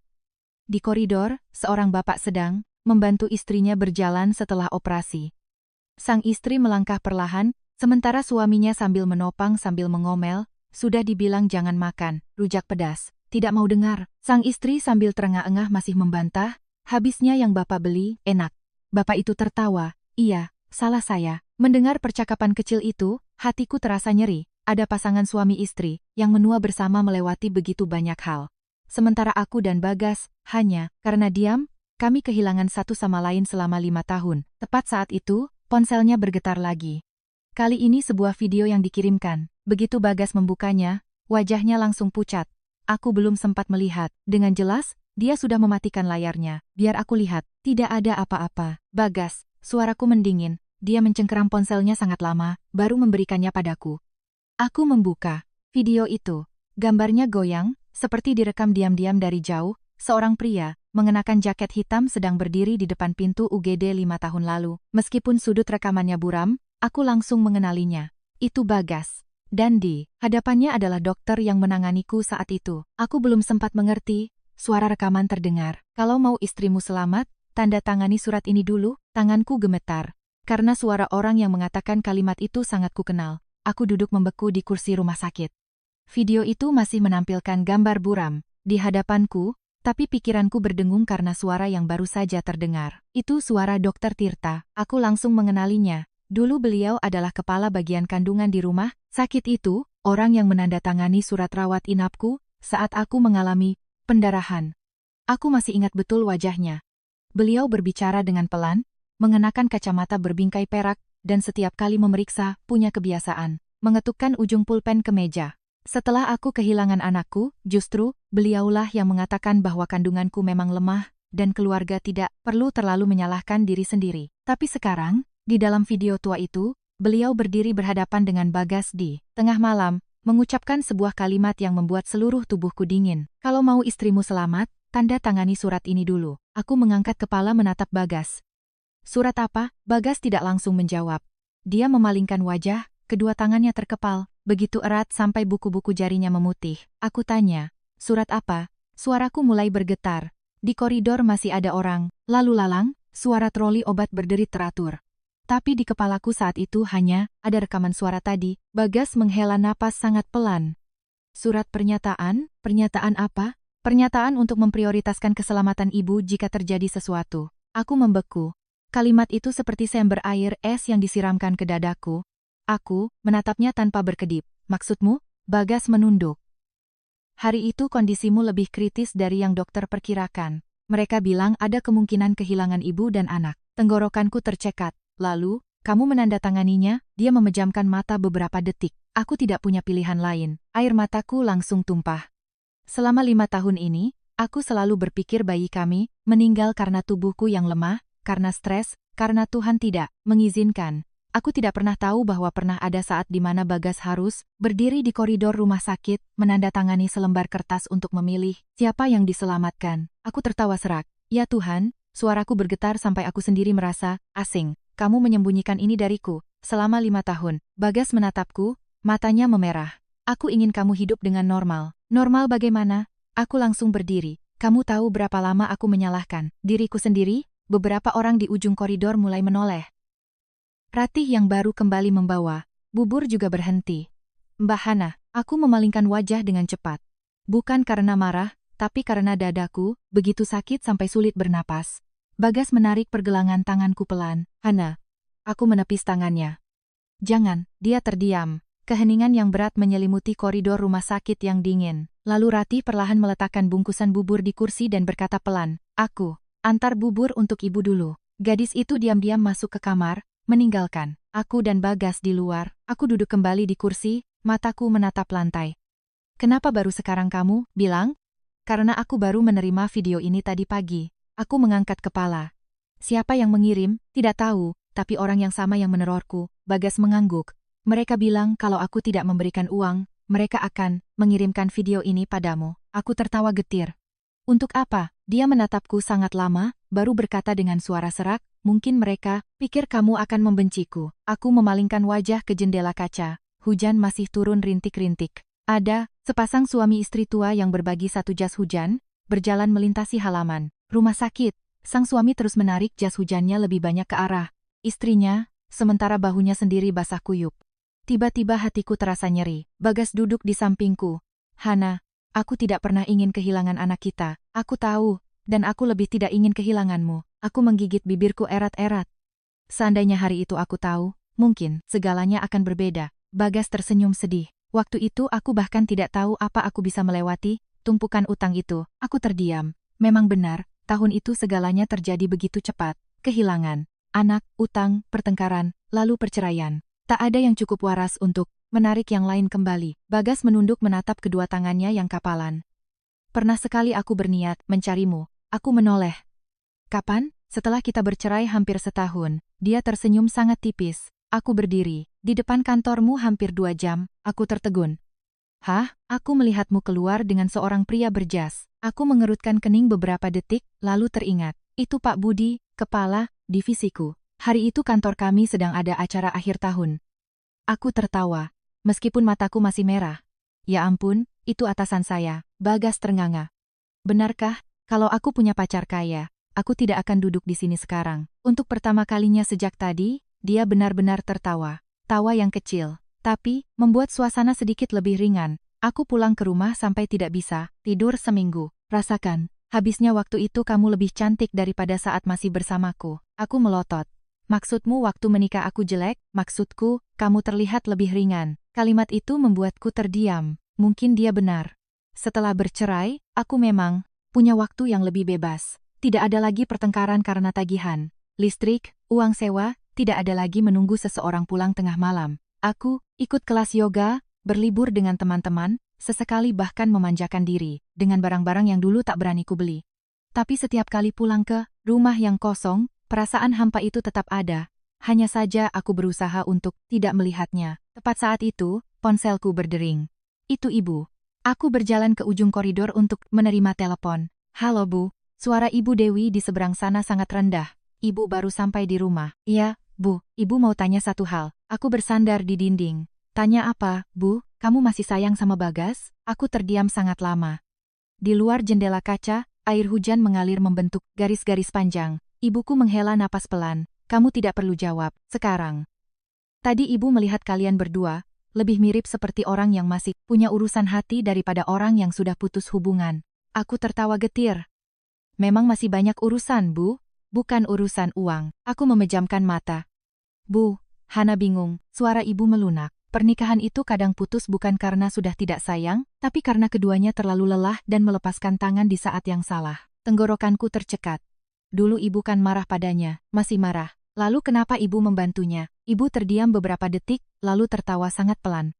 Karena ibu lihat, sudah 5 tahun berlalu, tapi dia masih belum bisa lepas dari anak perempuan ibu. Aku belum sempat menjawab. Dari ujung koridor terdengar suara panggilan yang keras. Mas Bagas, aku menoleh dengan cepat. Seorang pria mengenakan jaket hitam sedang berdiri di depan pintu kamar, wajahnya asing, rambutnya cepak, tatapan matanya cemas. Bagas, segera berdiri. Pak Budi, pria itu berjalan cepat menghampiri. Akhirnya ketemu juga. Bagas mengerutkan kening. Ada apa? Pria itu melirikku, lalu merendahkan suaranya. Orang yang mengirim video itu, saya tahu siapa dia. Aku mencengkeram ponselku erat-erat. Bagas bertanya dengan suara berat, siapa? Pria itu melihat sekeliling koridor yang ramai, lalu menarik Bagas menjauh beberapa langkah. Tapi sebelum pergi, dia menoleh padaku.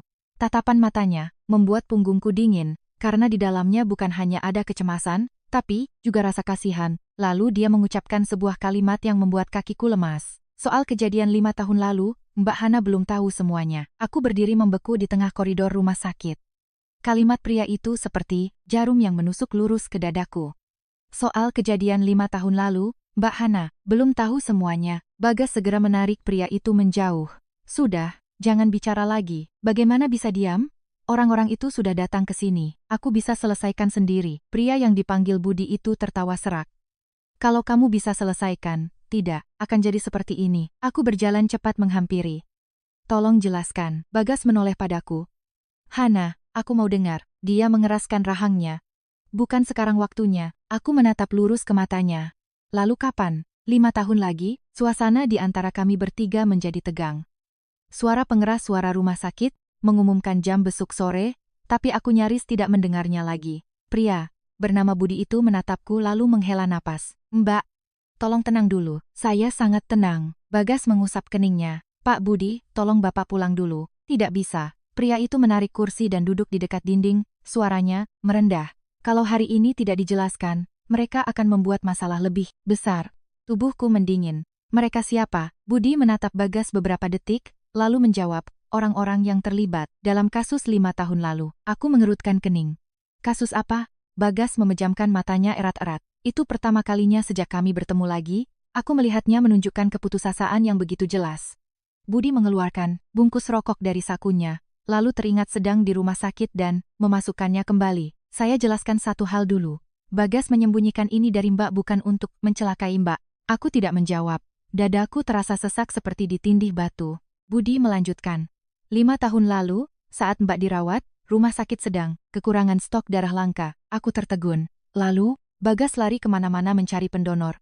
Aku menoleh ke arah Bagas. Dia masih menunduk diam. Saat dia kembali, rumah sakit meminta surat pernyataan prioritas keselamatan. Ibu, seperti yang Mbak sudah tahu. Aku mengangguk pelan. Tapi, Budi berhenti. Sejenak.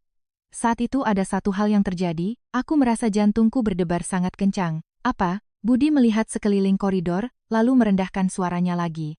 Ada yang menawarkan Bagas untuk memindahkan Bak ke rumah sakit swasta. Aku mengerutkan kening.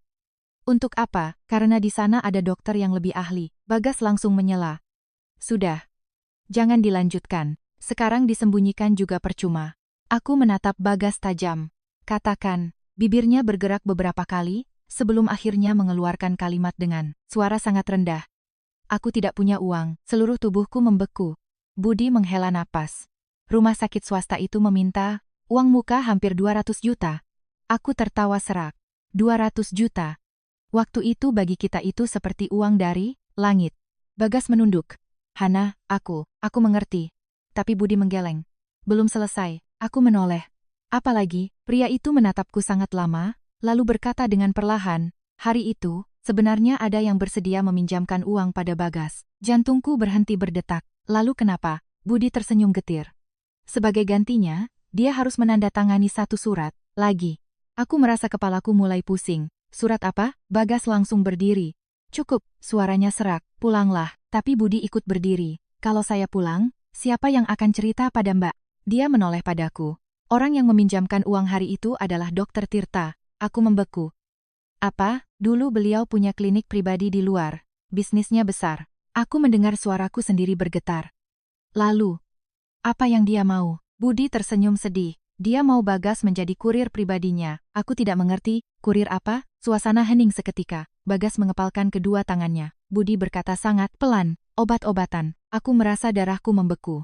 Di koridor, seorang anak kecil sedang tertawa riang, karena dibelikan balon oleh ibunya.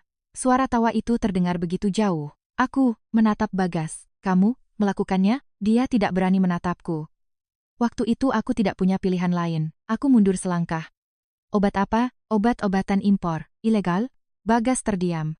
Keheningan itu membuat hatiku dingin. Aku tidak pernah membayangkan akan mendengar cerita ini dari pria yang pernah hidup bersamaku selama hampir 10 tahun. Budi buru-buru menambahkan, Mbak jangan berpikir buruk tentang Bagas. Waktu itu, kami hanya sopir pengantar barang, tidak tahu isinya apa. Aku menoleh padanya.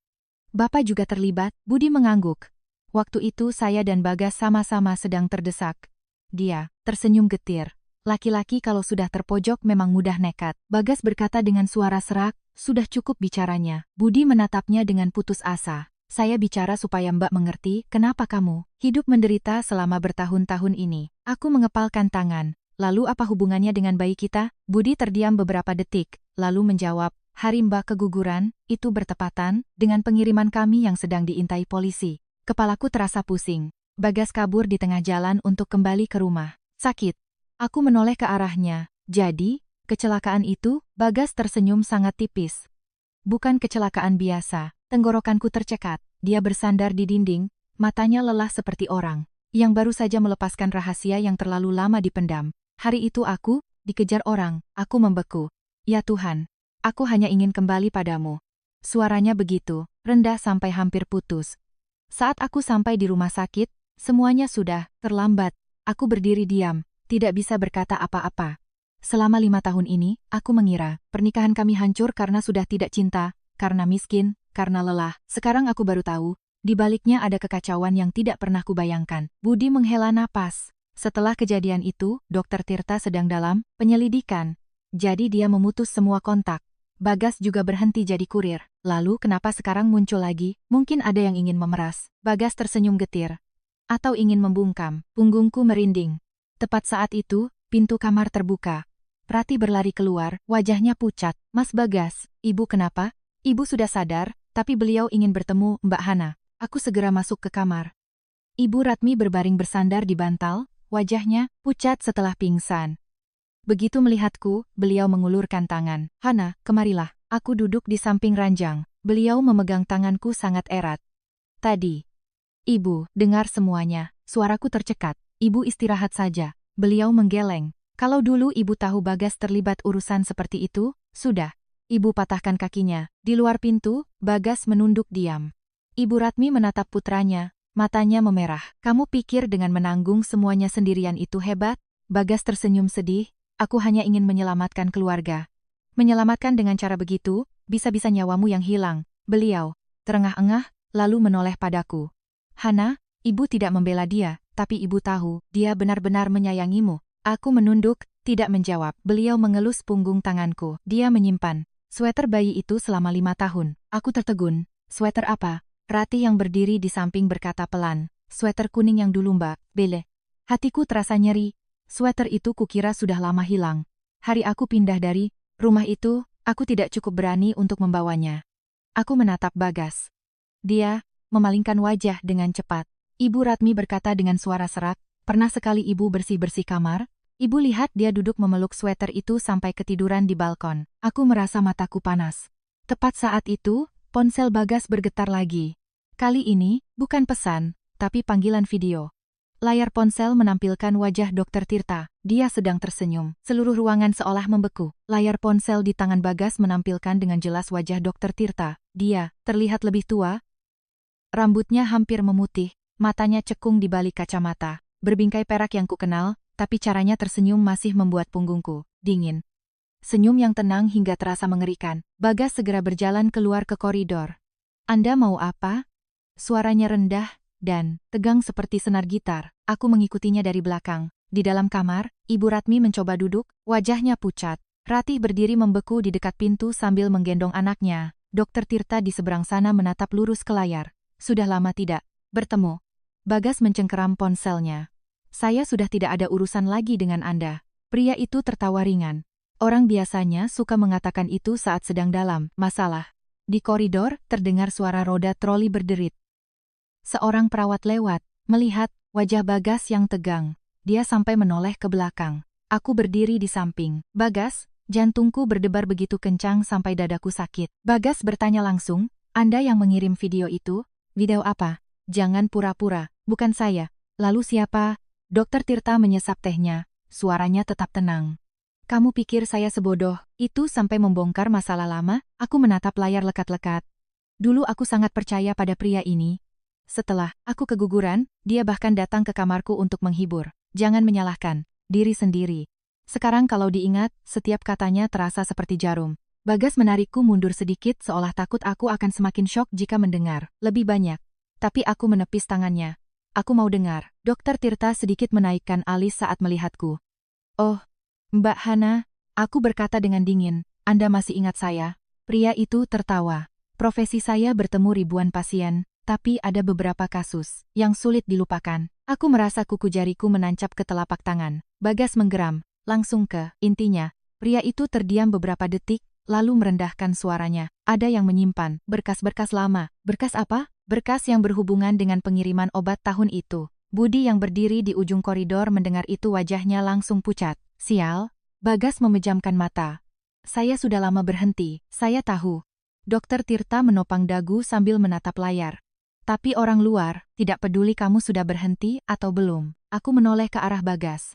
Sebenarnya seberapa dalam kamu terlibat? Dia terdiam. Keheningan itu membuatku mulai takut. Dokter Tirta tertawa sinis. Dia tidak pernah cerita padamu, ya? Diam kau, Bagas. Pria itu memanggil namanya dengan pelan. Dulu kalau bukan karenamu, saya tidak akan bisa mengirim barang secepat itu.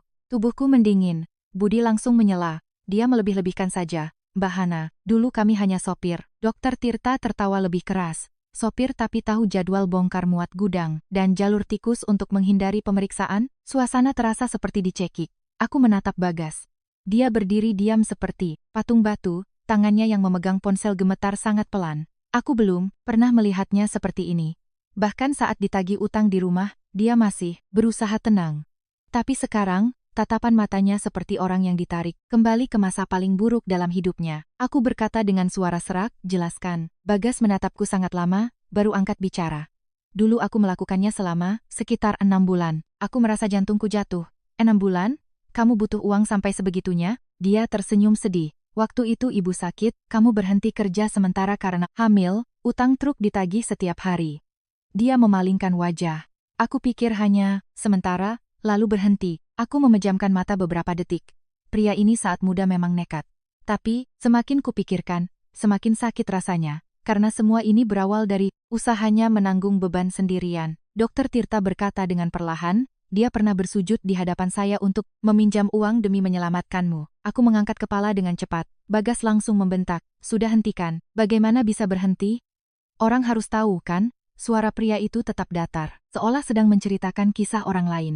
Hari itu dia bersujud di koridor rumah sakit. Dadaku tercekat. Bagas membalikkan badannya. Aku belum pernah melihatnya bersujud pada siapapun. Dulu sesulit apapun, dia akan menahannya. Pernah, sekali dimaki pemilik barang di pangkalan truk, dia hanya diam mendengarkan lalu pergi. Tapi, Dokter Tirta menatapku melalui layar. Saya meminjamkannya karena saya lihat dia benar-benar sayang istri. Aku tertawa dingin. Anda sedang pamer jasa? Pria itu sedikit tertegun, lalu tersenyum sinis. Bukan, saya hanya merasa hidup. Ini lucu. Lucu di mana? Orang baik seringkali terpojok sampai harus melakukan hal buruk. Kalimat itu membuat seluruh koridor hening.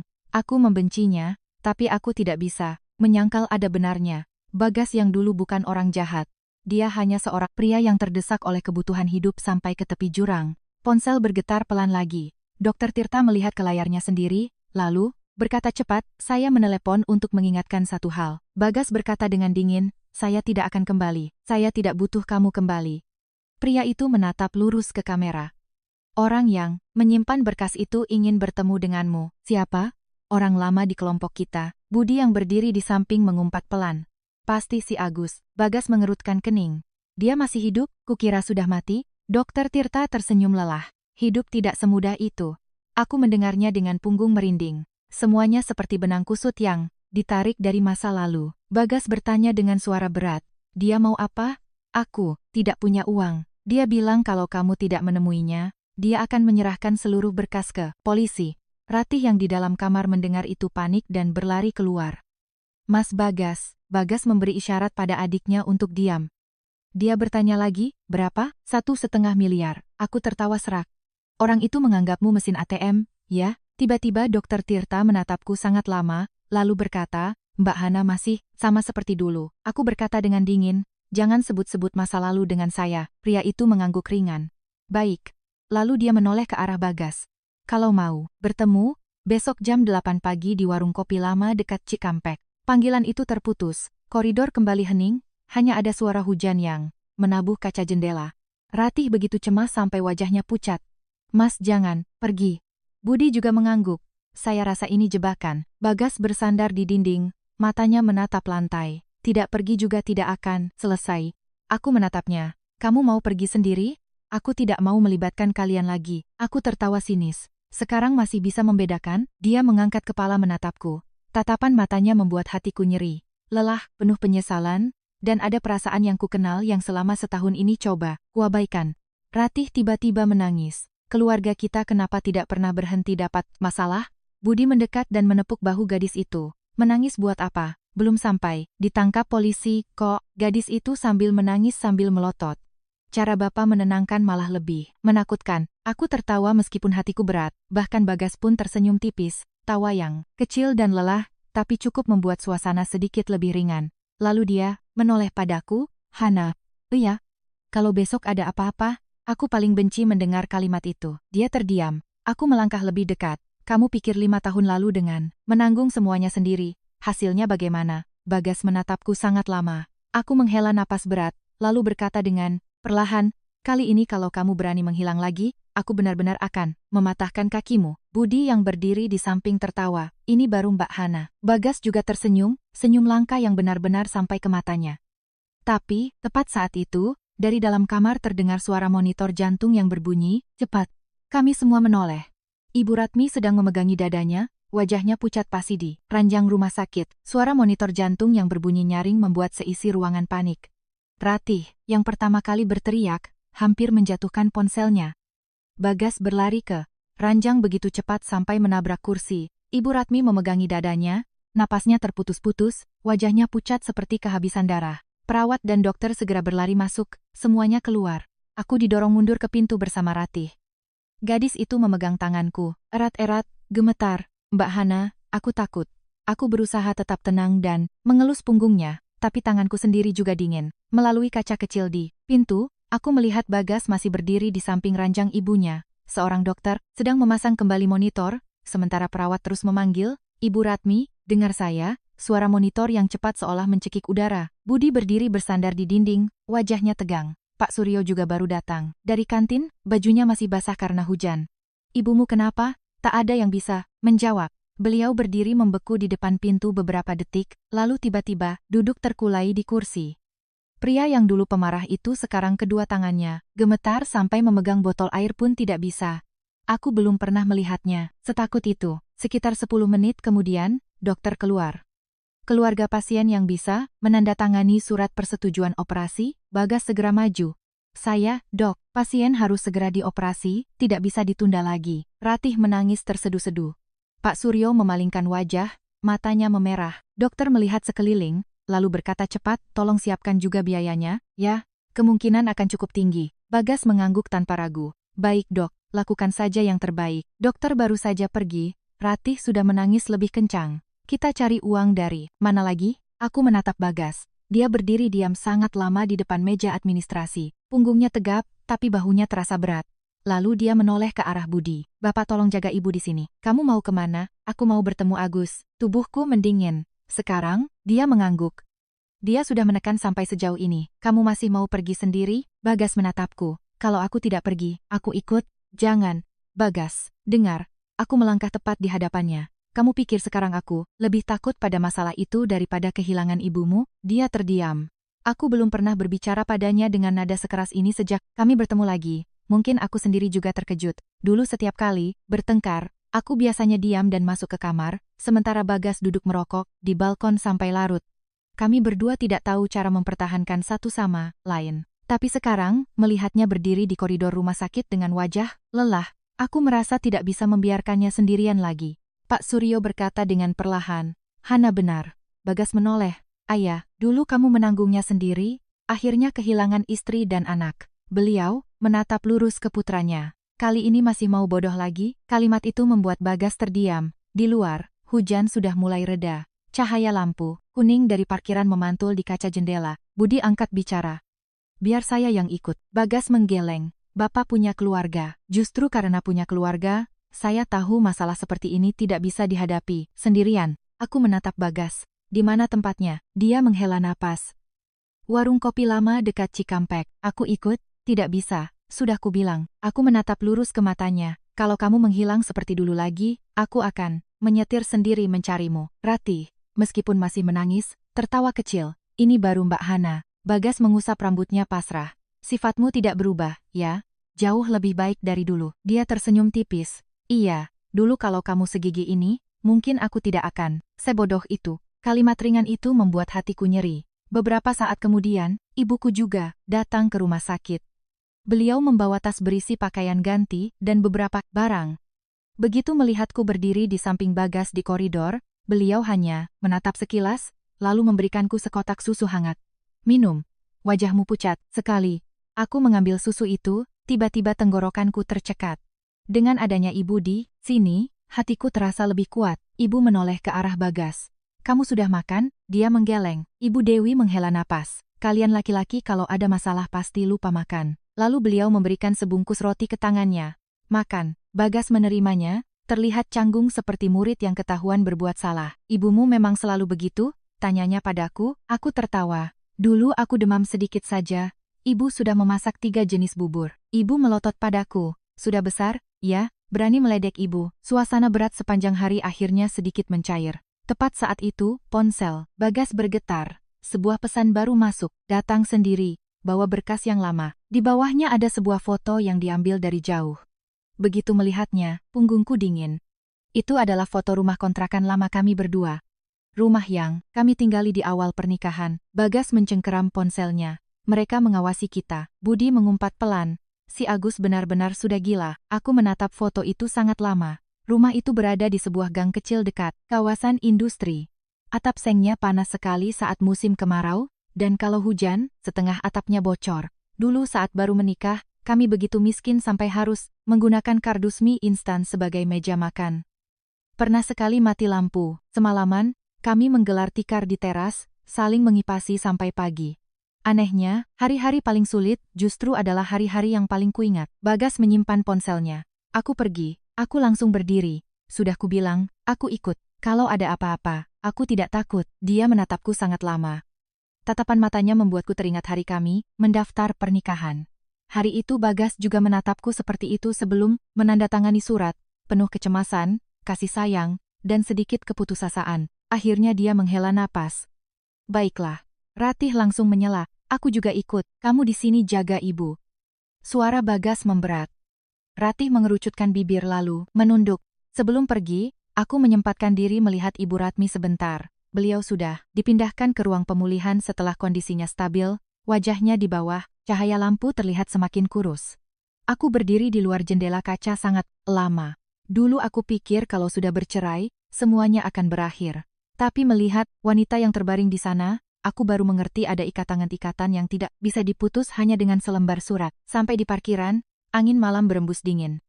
Bagas membukakan pintu mobil, untukku, sebuah kebiasaan lama. Aku duduk di kursi penumpang, tanpa sadar, tersenyum tipis. Kenapa? Aku ingat dulu waktu baru menikah, kamu juga sering membukakan pintu seperti ini. Dia memasang sabuk pengaman lalu tersenyum tipis.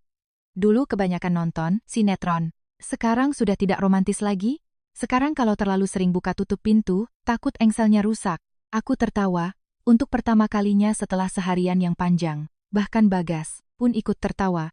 Mobil perlahan meninggalkan area rumah sakit. Jalanan kota, setelah hujan tampak berkilauan di bawah cahaya lampu. Pengendara motor meringkuk di balik jas hujan. Warung-warung di pinggir jalan mulai bersiap-siap tutup. Tak ada yang bicara selama hampir separuh perjalanan. Sampai Bagas tiba-tiba angkat bicara. Hana. Kalau nanti ada apa-apa, aku langsung melotot. Kamu bicara itu lagi. Dia tertawa lelah. Aku hanya mau bilang, terima kasih. Aku menatap keluar jendela. Nanti kalau sudah selamat pulang, baru berterima kasih. Mobil baru saja berbelok ke jalan dekat Cikampek. Tiba-tiba dari depan ada sorot lampu yang menyilaukan. Sebuah truk besar berhenti melintang di tengah jalan. Dan di tengah gerimis, seorang pria turun dari truk itu. Di wajahnya ada bekas luka panjang dari sudut mata sampai ke dagu. Truk itu berhenti melintang di jalan seperti dinding hitam di tengah gerimis malam. Pria dengan bekas luka panjang itu turun dengan sangat perlahan. Dia mengenakan jaket berwarna gelap, tangannya dimasukkan ke saku celana, dan cara berjalannya sedikit pincang seolah pernah cedera kaki. Sorot lampu dari belakang membuat wajahnya terlihat semakin sangar. Aku mendengar Bagas mengumpat pelan. Agus, pria itu tertawa. Masih ingat aku, ya? Suaranya serak karena rokok. Bagas membuka pintu mobil dan turun sebelum aku sempat bereaksi. Hana, kunci pintunya. Aku mencengkeram tali tasku. Jangan berlagak seperti di film laga. Agus menatapku lalu menyeringai. Mantan kakak ipar. Ya, Bagas berkata dengan dingin. Jaga mulutmu, sampai sekarang masih melindunginya. Agus tertawa serak, tapi tatapan matanya, ada sesuatu yang lebih lelah dari yang kubayangkan.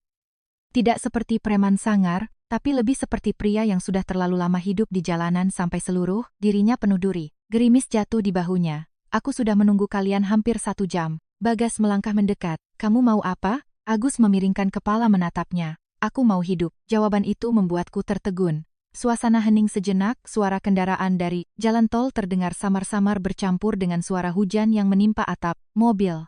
Agus mengeluarkan rokok, hendak menyalakannya, lalu melihatku dan memasukkannya kembali ke saku. Dulu Mbak Hana benci bau rokok, kan? Tubuhku mendingin. Kamu kenal saya? Dia tersenyum sinis. Dulu Bagas kan selalu cerita. Bagas mengerutkan kening. Jangan bawa-bawa dia. Agus bersandar di kap truk. Aku juga tidak mau, tapi sekarang orang lain sudah menyeret kita berdua. Dia melihat sekeliling jalanan yang sepi, lalu merendahkan suaranya. Dokter Tirta akan segera ditangkap. Aku menoleh ke arah Bagas. Dia tidak terkejut, hanya terlihat lebih lelah. Agus melanjutkan. Dia sedang mengumpulkan semua berkas lama untuk dilimpahkan ke kita. Aku mengerutkan kening. Maksudmu? Agus menatapku beberapa detik, lalu menjawab. Dia mau kita yang jadi kambing hitam. Dadaku terasa dingin. Bagas bertanya dengan suara berat, kamu punya bukti? Agus tertawa. Punya, makanya aku masih hidup sampai sekarang. Lalu dia mengeluarkan sebuah USB kecil berwarna perak dari saku jaketnya. Semuanya ada di sini. Aku menatap benda kecil itu dengan jantung berdebar. Sesuatu sekecil jari, kelingking tapi cukup untuk menjerumuskan banyak orang. Bagas bertanya, lalu kenapa kamu butuh uang? Agus tertawa. Aku kena kanker. Aku terperangah. Dia mengatakannya dengan santai seolah sedang bercerita tentang cuaca. Lalu dia menarik kerah bajunya sedikit. Sebuah bekas jahitan panjang terlihat di lehernya. Paru-paru stadium 3, tak ada yang bicara. Bahkan Bagas pun diam. Agus bersandar di truk, matanya menatap hujan di hadapannya. Dulu aku memang gila uang, tapi sekarang di rumah, sakit baru sadar, uang sebanyak apapun tidak bisa dibawa mati. Suaranya serak. Aku hanya mau mengumpulkan sedikit uang untuk anak perempuanku. Tiba-tiba tenggorokanku tercekat. Pria di hadapanku tidak lagi terlihat seperti penjahat, tapi lebih seperti seseorang yang sudah diperas oleh kehidupan sampai tidak punya apa-apa lagi untuk hilang. Bagas melangkah pelan mendekat. Kamu punya anak? Agus tersenyum sinis. Sudah 12 tahun. Dulu kamu tidak pernah cerita. Waktu itu aku masih pikir aku akan hidup lama. Angin dingin berembus. Aku tanpa sadar merapatkan jaketku. Agus menatap Bagas sangat lama, lalu berkata, aku tidak mau menyeretmu kembali, tapi sekarang, hanya kamu yang bisa menyelamatkan. Menyelamatkan bagaimana? Berikan ini ke polisi sebelum si Tirta menghancurkannya. Bagas menatap USB itu. Dan kamu? Agus tertawa. Aku mungkin tidak akan lama lagi. Kalimat ringan itu terdengar begitu sedih. Aku menatap pria dengan bekas luka, itu dan teringat pada Pak Suryo. Pria-pria seperti ini biasanya tidak bisa berkata manis. Baru saat menjelang akhir mereka mau jujur. Agus tiba-tiba menoleh padaku. Mbak Hana, saya minta maaf. Aku terkejut. Dulu kalau bukan karena kami yang mengajak Bagas, itu keputusannya sendiri. Bagas memotong. Agus tersenyum sedih. Iya. Tapi laki-laki kalau sedang terdesak memang mudah. Bodoh. Bagas tertawa pelan. Bicaramu seperti bapakku saja. Kan memang sebentar lagi mau menyusul. Aku melotot. Jangan bicara begitu. Agus menatapku beberapa detik lalu tersenyum. Mbak masih sama seperti yang diceritakan Bagas. Dia cerita apa? Mulutnya tajam tapi hatinya lembut. Bagas langsung menyela. Kamu sudah terlalu banyak bicara. Agus tertawa lebih keras. Untuk pertama kalinya, aku melihat matanya tidak lagi segelap tadi. Lalu raut wajahnya kembali serius. Dengar baik-baik, Dokter Tirta. Berencana kabur ke luar negeri. Bagas mengerutkan kening. Kapan? Mungkin beberapa hari lagi. Polisi sedang menyelidiki tapi belum cukup bukti. Agus memberikan USB itu pada Bagas. Aku merekam beberapa transaksi lama. Bagas tidak langsung menerimanya. Kenapa kamu percaya padaku? Karena aku tahu kamu tidak pernah mencelakai siapapun. Aku menoleh ke arah Bagas. Dia berdiri di bawah gerimis, wajahnya lelah tapi tatapan matanya sudah berbeda. Tidak ada lagi keinginan untuk lari, tapi lebih seperti orang yang akhirnya memutuskan untuk menghadapi semuanya. Agus menghela napas. Bagas. Kamu tahu dulu aku paling benci apa darimu? Bagas mengerutkan kening. Apa? Kami semua kalau dapat uang langsung foya-foya, cari hiburan. Tapi kamu, setiap kali dapat uang, langsung pulang ke istrimu. Aku tanpa sadar menunduk. Agus tertawa serak. Pernah sekali sedang mengantar barang. Kamu menyuruh kami berhenti hanya untuk membeli bubur untuk istrimu yang sedang ngidam. Bagas meringis. Kamu ingat saja, karena waktu itu aku pikir kamu gila. Hujan mulai deras. Agus menarik resleting jaketnya lalu berbalik. Aku pergi, Bagas memanggilnya. Agus, pria itu berhenti. Iya, kalau butuh uang untuk berobat, Agus langsung tertawa. Sudah, urus saja ibumu dan mantan istrimu itu. Lalu dia naik ke truknya. Sebelum menutup pintu, dia menatapku untuk terakhir kalinya. Mbak Hana, iya? Jangan tinggalkan orang ini lagi. Aku belum sempat menjawab, truk itu sudah menyala dan pergi, meninggalkan tirai. Air hujan di tengah jalan. Aku menatapnya pergi. Hatiku terasa berat. Bagas membuka telapak tangannya, menatap USB kecil itu. Aku pikir aku bisa mengubur semua ini. Aku melangkah mendekat. Dan sekarang, dia tersenyum sangat tipis. Sekarang, sepertinya aku harus hidup dengan benar. Aku menatapnya. Pria di hadapanku saat ini berbeda dengan Bagas 5 tahun lalu. Tidak lagi pemarah dan keras kepala, tapi lebih seperti orang yang sudah berjalan sangat jauh, kehilangan banyak hal, baru mengerti apa yang paling penting. Ponselku tiba-tiba berdering. Itu Ratih. Aku segera mengangkatnya. Halo? Di seberang sana, gadis itu menangis sesenggukan. Mbak Hana, ibu sudah sadar. Aku menghela napas lega. Tapi setelah itu Ratih menangis lebih kencang. Ibu, ingin bertemu kalian berdua? Dan terus bertanya kapan kalian akan menikah. Lagi, Ibu Ratmi, begitu sadar setelah operasi, hal pertama yang dilakukannya adalah menarik tanganku dan tangan Bagas untuk berdekatan. Beliau belum pulih benar, bibirnya masih pucat, suaranya terputus-putus, tapi matanya terus menatap kami. Seolah takut jika berkedip kami akan pergi lagi. Menikah apanya? Sudah tua begini. Aku berkata sambil memalingkan wajah karena malu. Ibu Ratmi yang berbaring di ranjang masih berusaha tersenyum. Tua apanya? Selama ibu belum mati, kalian masih bisa menikah. Ratih yang berdiri di samping tertawa sampai matanya yang bengkak semakin sipit. Ibu baru sehat sedikit sudah kembali jadi mak komblang. Pak Suryo yang duduk di ujung ranjang bergumam, baru siuman sudah mengurusi urusan orang lain. Ibu Ratmi melotot pada suaminya. Saya ini mengurusi keluarga ini. Suasana di kamar rumah sakit akhirnya mencair setelah berhari-hari tegang. Malam itu, Bagas tidak pergi menemui Agus lagi. Keesokan paginya, dia bersama Budi membawa USB itu ke kantor polisi, persis seperti yang disarankan Agus. Dokter, Tirta kemudian ditahan untuk penyelidikan terkait jaringan obat ilegal tahun itu. Bagas juga harus bolak-balik memberikan keterangan. Aku masih ingat pagi pertama dia keluar dari kantor polisi.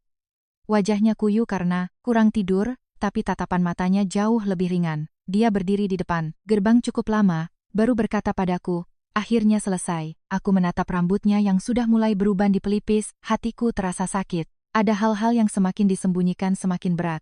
Saat berani dihadapi, memang sakit, tapi rasanya seperti baru saja meletakkan batu besar yang selama bertahun-tahun menekan dada. Agus setelah itu dirawat di rumah sakit.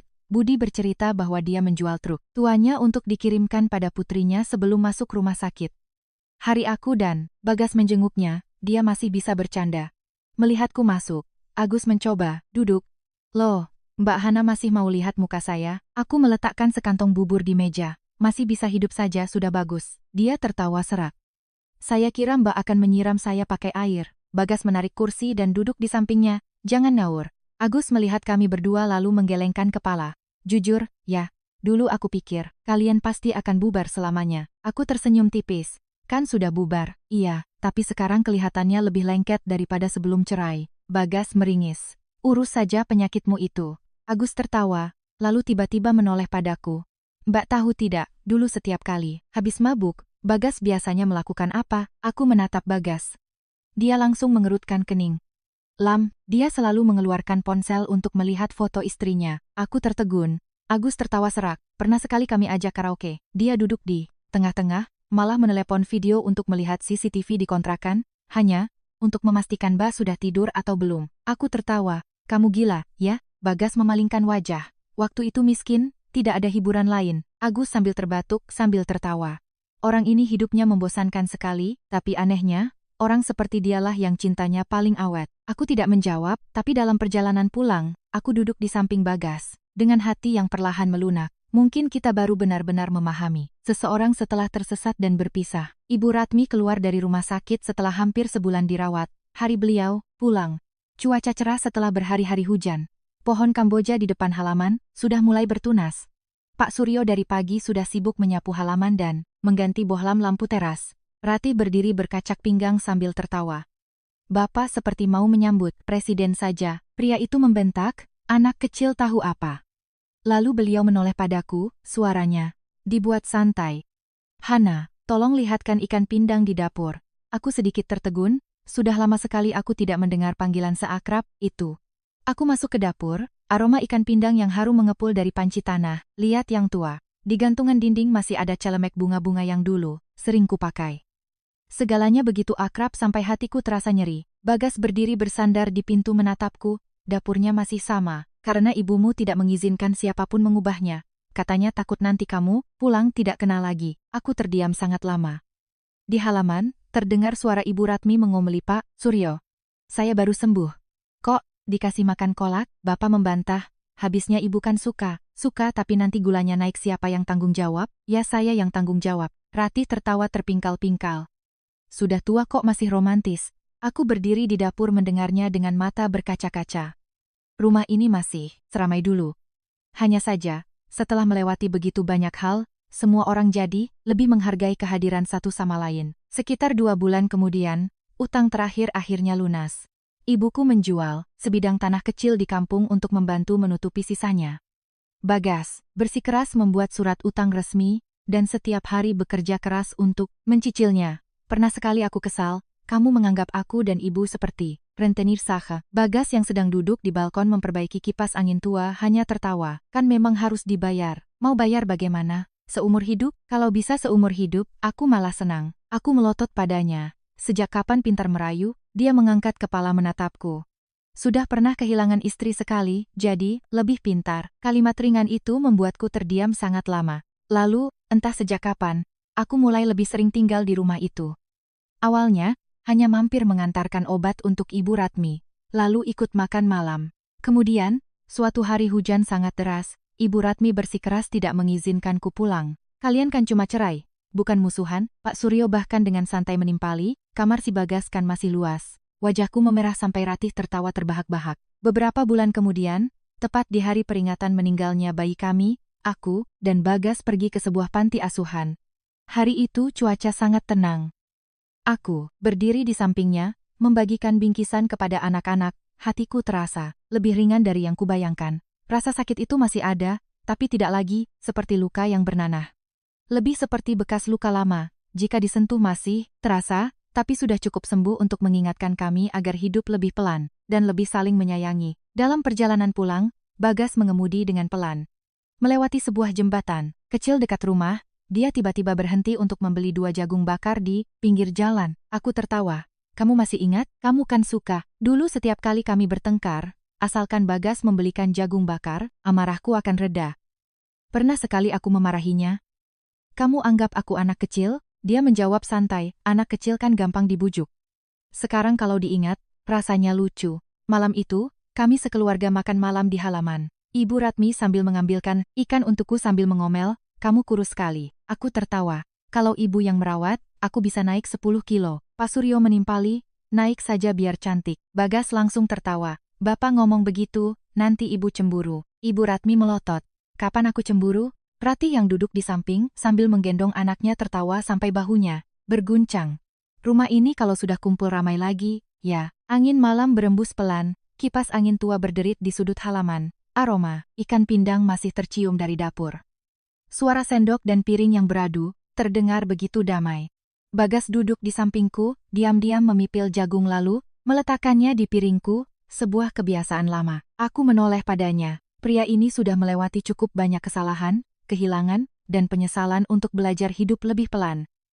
Dan aku bukan lagi gadis yang hanya bisa diam lalu pergi seperti dulu. Ada pernikahan yang hancur karena cinta, yang habis, tapi ada juga orang-orang yang harus tersesat sangat jauh untuk mengerti bahwa yang perlu dipertahankan bukanlah kemenangan atau kekalahan, melainkan seseorang yang bersedia duduk bersama melewati semua badai. Di halaman, Ibu Ratmi tiba-tiba meletakkan sumpitnya. "Hai Bagas." "Iya, Bu, ajak Hana ke KUA lagi sana." Aku tersedak sampai terbatuk-batuk. Seisi rumah tertawa terbahak-bahak. Bagas, sambil menepuk punggungku sambil tertawa, sampai wajahnya memerah. "Iya Bu, nanti Bagas tanya dulu orangnya." Aku menoleh dan melotot padanya. "Tidak usah tanya." Dia sedikit tertegun. Aku perlahan meletakkan jagung yang sudah dipipil ke piringnya. "Besok jangan lupa pakai kemeja yang bagus." Seluruh halaman kembali tertawa di bawah cahaya lampu kuning yang hangat, di sebuah malam yang sangat biasa, sangat sederhana, namun sangat menenangkan.